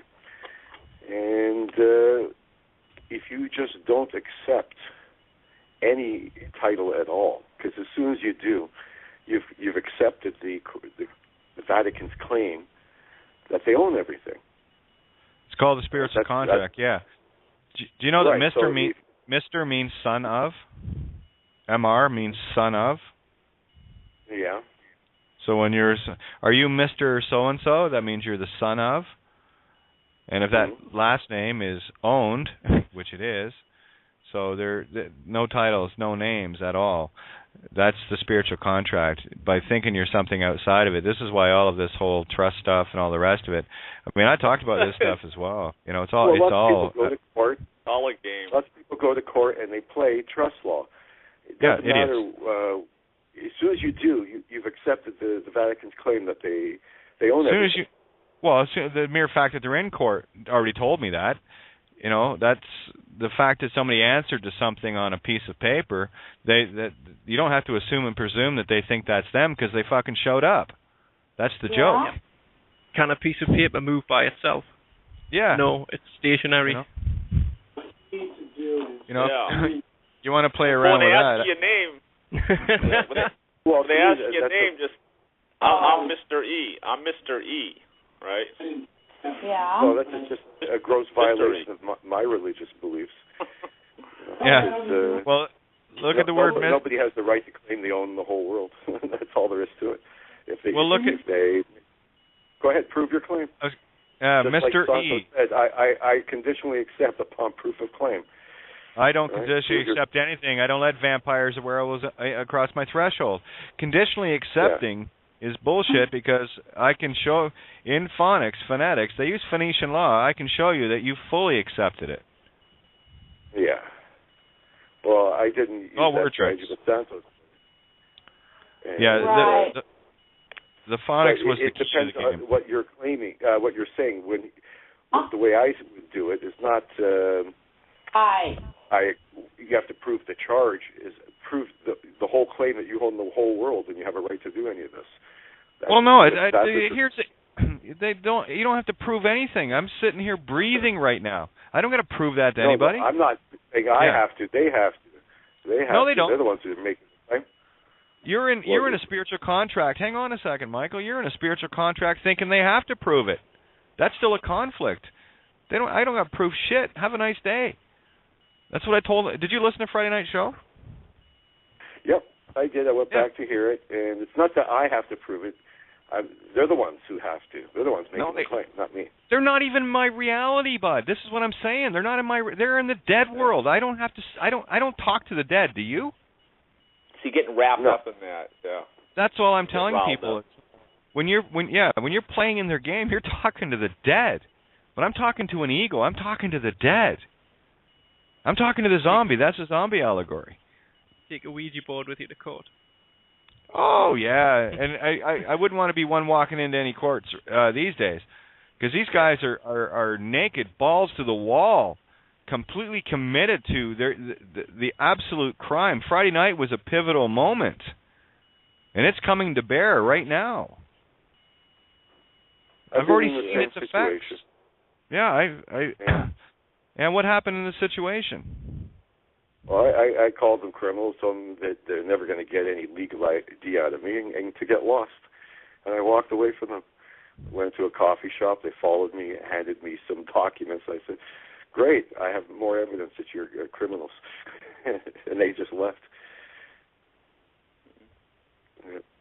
Well, how did they give you something with no name on it? Oh, they just looked up the VIN. Oh, then, see, I don't have a VIN. You see, then you are in spiritual contract. You have a spiritually binding contract there. Hey, you know what I'm saying? You know what's funny? No one can impose a contract upon you against. Was it on Jesus' cross? They're not imposing something you can consent to. You have a VIN in the car, do you not? Yeah, I was totally. I forgot about it. It's been there for years. I never think about it. Okay, question. I'm not going to argue with an ego tonight, Michael. I want to talk to Michael. I don't want to talk to I'm going to justify my position because you're fucked in that position. Right now I'm going to tell you because I'll own you on the VIN. Is there a name attached to that VIN at any time in the past? But not mine. Not mine. So what name then how did they get your name? They went to their cruiser and just assumed. Well, you can't. Well, you said it wasn't. Was that VIN registered? They found my wife's name, and then they said, "Okay, let's look up." Okay, you have a spiritual contract with her, Michael. I'm trying to show you how to erase the contract. Stop fighting me, please. I'm trying to set you. Okay, that's what I'm trying to do here. The VIN was attached to your wife, was it? Yes. Yeah. Do you have a marriage license with her? Did you get married in a church? Synagogue. Okay, synagogue, sorry, whatever, imam or mosque, doesn't matter. It's all the same church. It's all Rome, okay? Yes, I know that, but I was you know that. At the time. Okay, the fact is you have a spiritual contract with your wife that is owned by Rome, okay? That's how you're connected to the spiritual contract. That's what they're looking for. This was the whole thing of I who should not be legally named. You've got to nullify your spiritual contracts with everyone, and I'm talking family, I'm talking children, I'm talking everybody, because they are not spiritually, we're all connected spiritually, but people keep it in the physical sense. Now, this is very difficult to explain. I've already written all this stuff out. But what I'm trying to show you here is how, and everybody, how you get caught in the quagmire. So they were able to trace it back through the contract you have with your wife. So you are you consented to that contract, whether you agree you did or not. You did. That's the hard part. Ego hates that. Ego hates I went at it from the viewpoint of I was wrong about everything. How am I committing fraud? How am I the one that is liable and responsible for all the bullshit? Because if it's coming back to me, I must be connected to it somewhere. And that's what I went after. Contract with penetration, and it's not what you think. You can always go back historically and find evidence that you were once connected. Yeah, not with me though. You can't stop it. Oh yeah, you can. I did, and that's in the spiritual contract, and I should not be legally named. Yeah. Hey, Kate, you know what I wanted to say too? That anybody, because like, hello, hello, you there? Yeah. 956. When you get what? Hang on a sec, Richie. We got like 40 seconds here. I want to get out of here as soon as I can. 956. Hey. You're in the call. And then Richie, have your point. 956. Okay. Thank you. Hi. Hey, how are you? Hi. I'm in, right? You're in. Yep. Okay.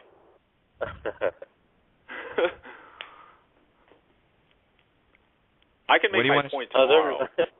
Yeah, what do you want to say? Yeah, you're in. What do you want to say? I'm waiting because we're ready to roll off the clock here. Well, okay, it's Manny's son. Just Manny, I'm glad to be here. Yeah. Yeah. You get me every time.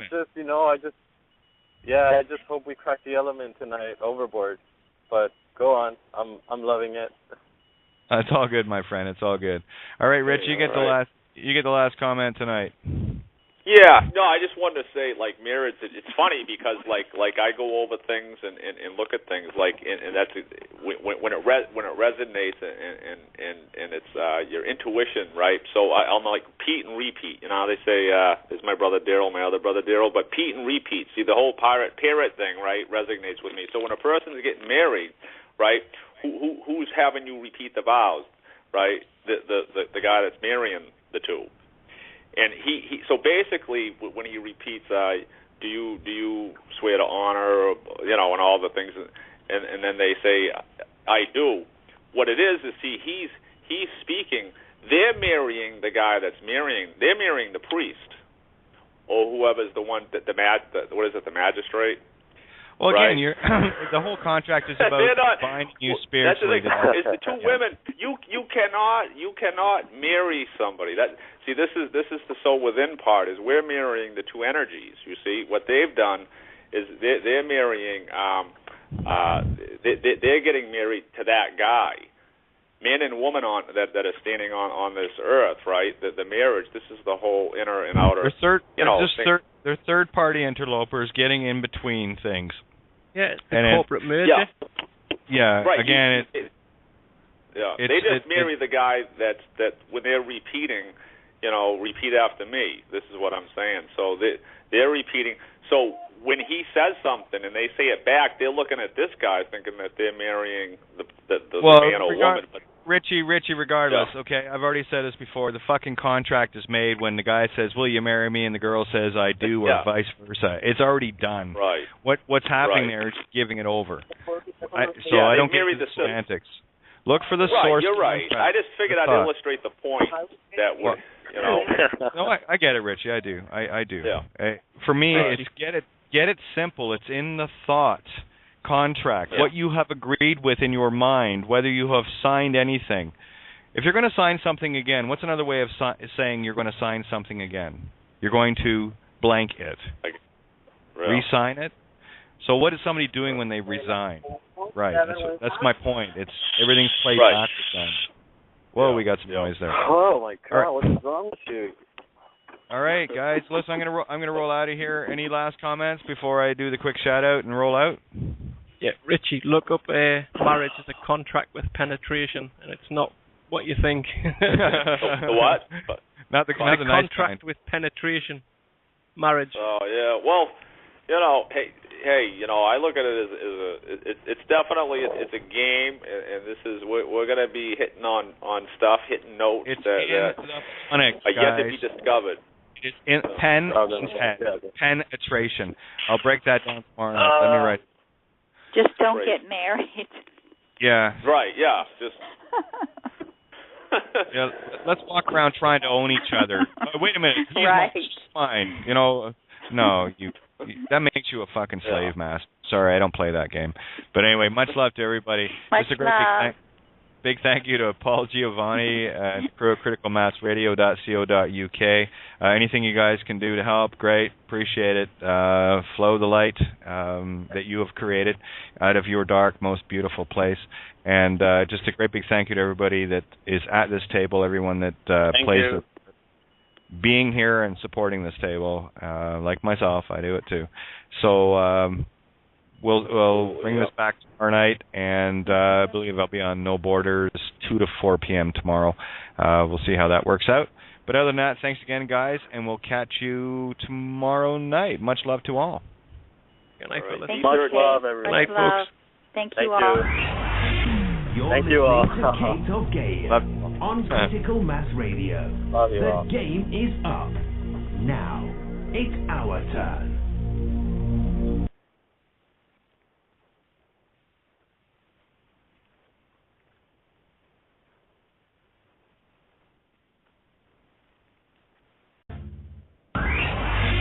You're listening to Kate of Gaia on Critical Mass Radio. The game is up. Now, it's our turn. Good evening. Welcome to Outside the Box. Yours truly, Kate of Gaia, broadcasting from an undisclosed location somewhere in this universe. That's the way I like it. Okay, lots to talk about, I guess. Or maybe not lots to talk about. I don't know. We'll see where this goes anyway. Had a bit of fun today. Well, I had a few things to do, but the time I spent looking and connecting and seeing what's going on in the now, because there is only now. Because I look at everything from the single perspective that all things are now, and everything is truth. It just depends on how you interpret it, right? If you're polarized, you'll only see one or the other. Me, I just look for the truth of what's going on, and I keep reinforcing that. And you'd be amazed at how quickly things get accomplished when you, in a world scope, when you start doing this.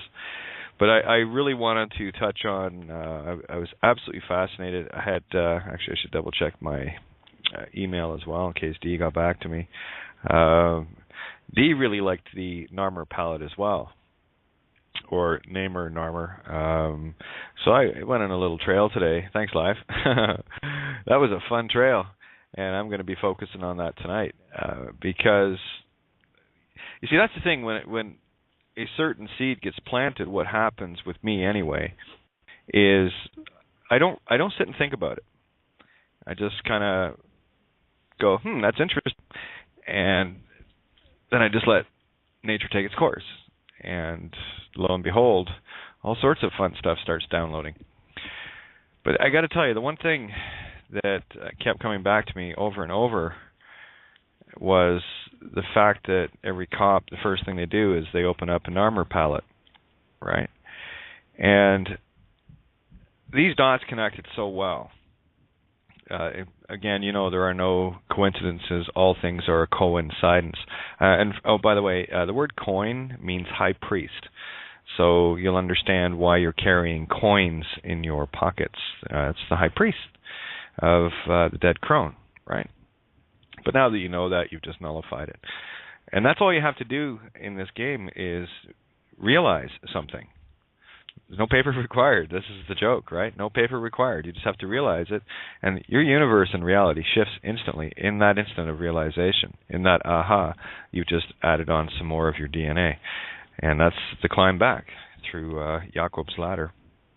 Anyway, getting back to the Narmer, I was having a giggle at... I didn't get through the whole thing. I just glanced over it, and I was quite quite interested in a lot of it. But it's just amazing how the the academics, the psychophants, just keep regurgitating the same shit over and over, and they're like, they look at things like a glazed donut, and it's the same regurgitation of the same regurgitation of the same regurgitation, and it's like a bunch of talking heads that, well, we figured this out, and we'll just leave it there. And it becomes very, very linear very quickly. And I do think the word linear time comes up in this article. Anyway, it's on Wikipedia. Sorry. Just Google Narmer palette, Narmer. And as fate would have it, Fa-T, the heart note of the law of truth and consciousness, of course it's going to have it. Adam Antium had posted a link, or the thought of he's going to have a look at X-Men, because he'd mentioned that the Narmer palette is actually in the movie, and it is. It's towards the very end. And so I went through, I'd seen this movie before, but had completely glazed over on the whole Akhenaten. Again, I was focused on other things. That's why I stay in the now, and when new things come to light, I start connecting even more dots within more dots. And lo and behold, there, right at the end of the movie, is, you might as well have taken it right out of, Egypt.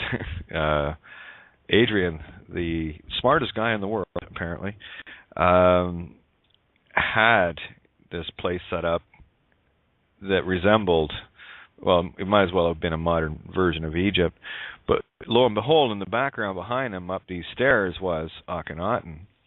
And starting to connect all these dots, he had also mentioned about in a meeting he had with a bunch of corporate wankers. He had talked about Alexander the Great, Alexander of Macedonia, and started connecting all these things together. And lo and behold, well, here, let's go through this article, and you can see for yourself.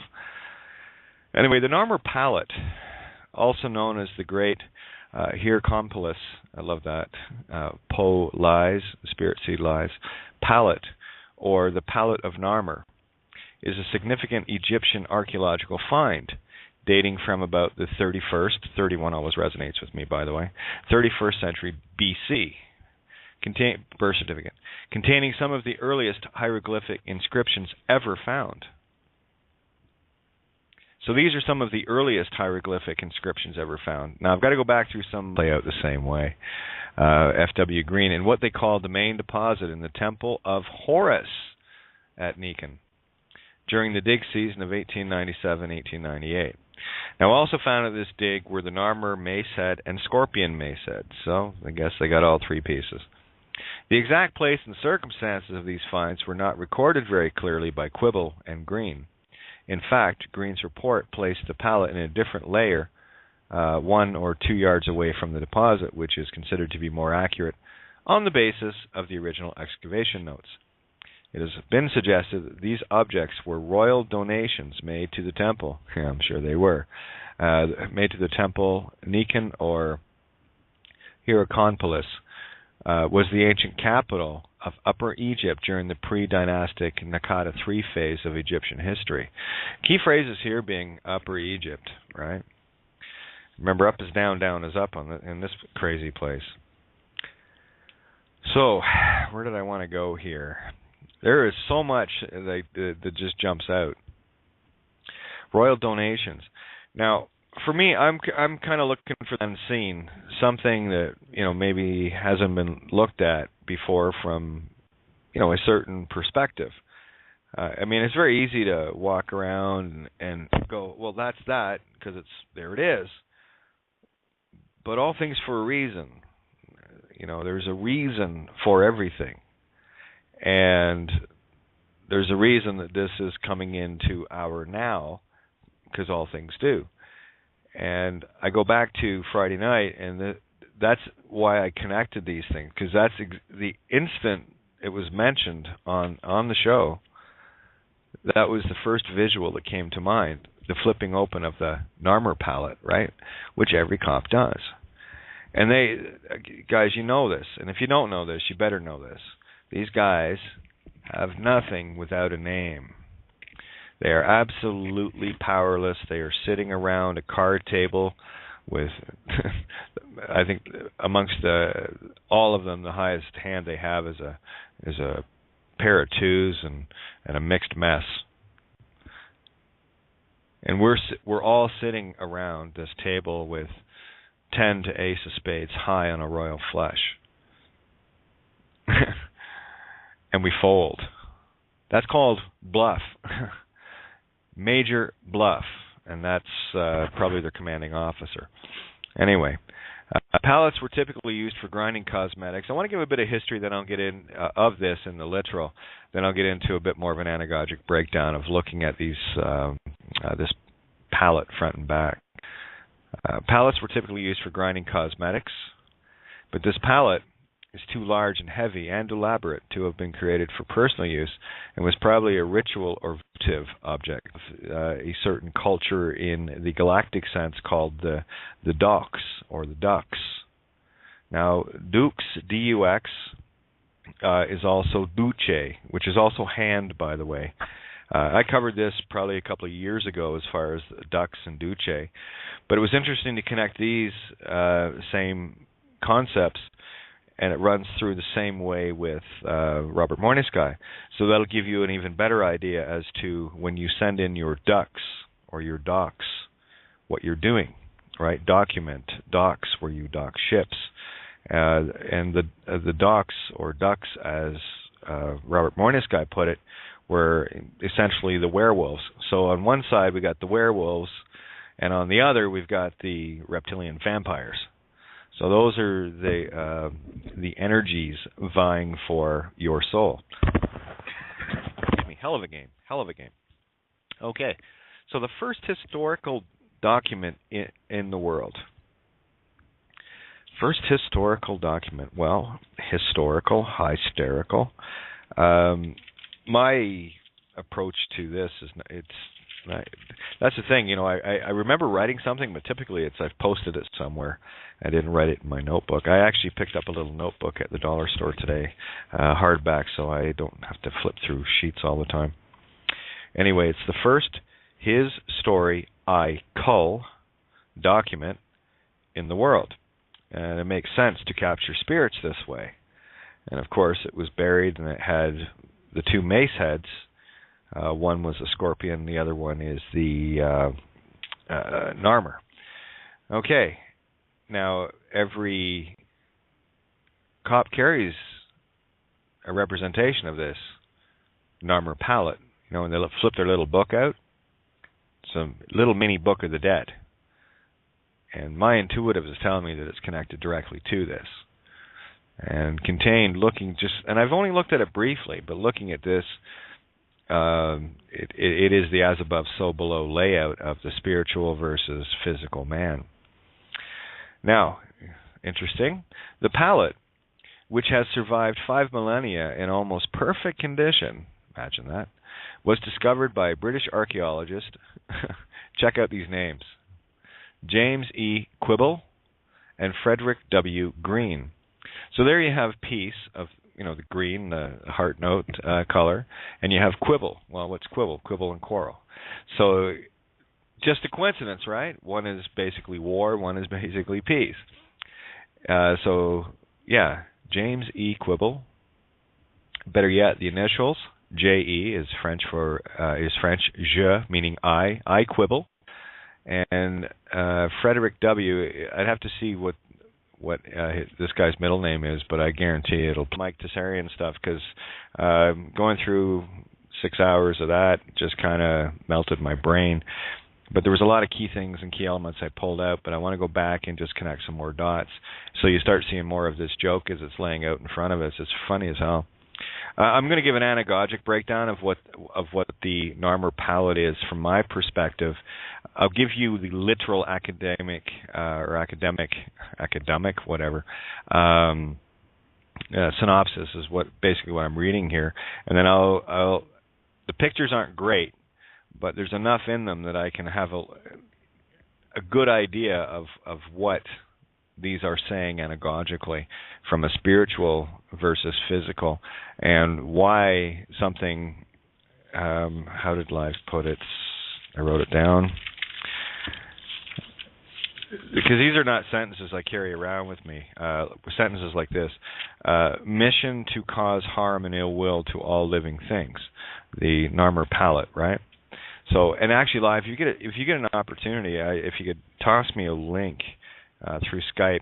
I went looking for you. I don't think you're in my Skype, but anyway, if you are, just if you could, just if you have a reference for that particular quote, I'd love to have it. Because I fact check, and it's not that I doubt it. It's just I like to have things because there's usually a lot more there that I can dig into, in my way, and just kind of have some fun with it. But anyway, getting back to this. So from about the 31st century BC, containing some of the earliest hieroglyphic inscriptions ever found. Key phrase. It is thought by some to depict the unification of Upper and Lower Egypt under the king Narmer. On one side, the king is depicted with the bulbed white crown of Upper, Southern Egypt, Southern being divine feminine, negative pole on the magnet. The S, it's always representative of the divine feminine. And on the other side depicts the king wearing the level red crown of Lower or Northern Egypt. Of course, red being the emotions. I talked about the white rose and the red rose yesterday. Funny how this turns up again and again and again. Now, along with the scorpion mace head and the Narmer mace heads, also found together in the main deposit at Nechen, or Niken. Yeah, well, that's the knowledge of Christ, Ning too, phonics for me. The Narmer palette provides one of the earliest known depictions of an Egyptian king. The palette shows many of the classic conventions of ancient Egyptian art, which must already have been formalized by the time of the palette's creation. The Egyptologist Bob Breyer has referred to the Narmer palette as, this is a key word or phrase here, the first historical document in the world. Now, going back to Robert Morning's Sky, he talks of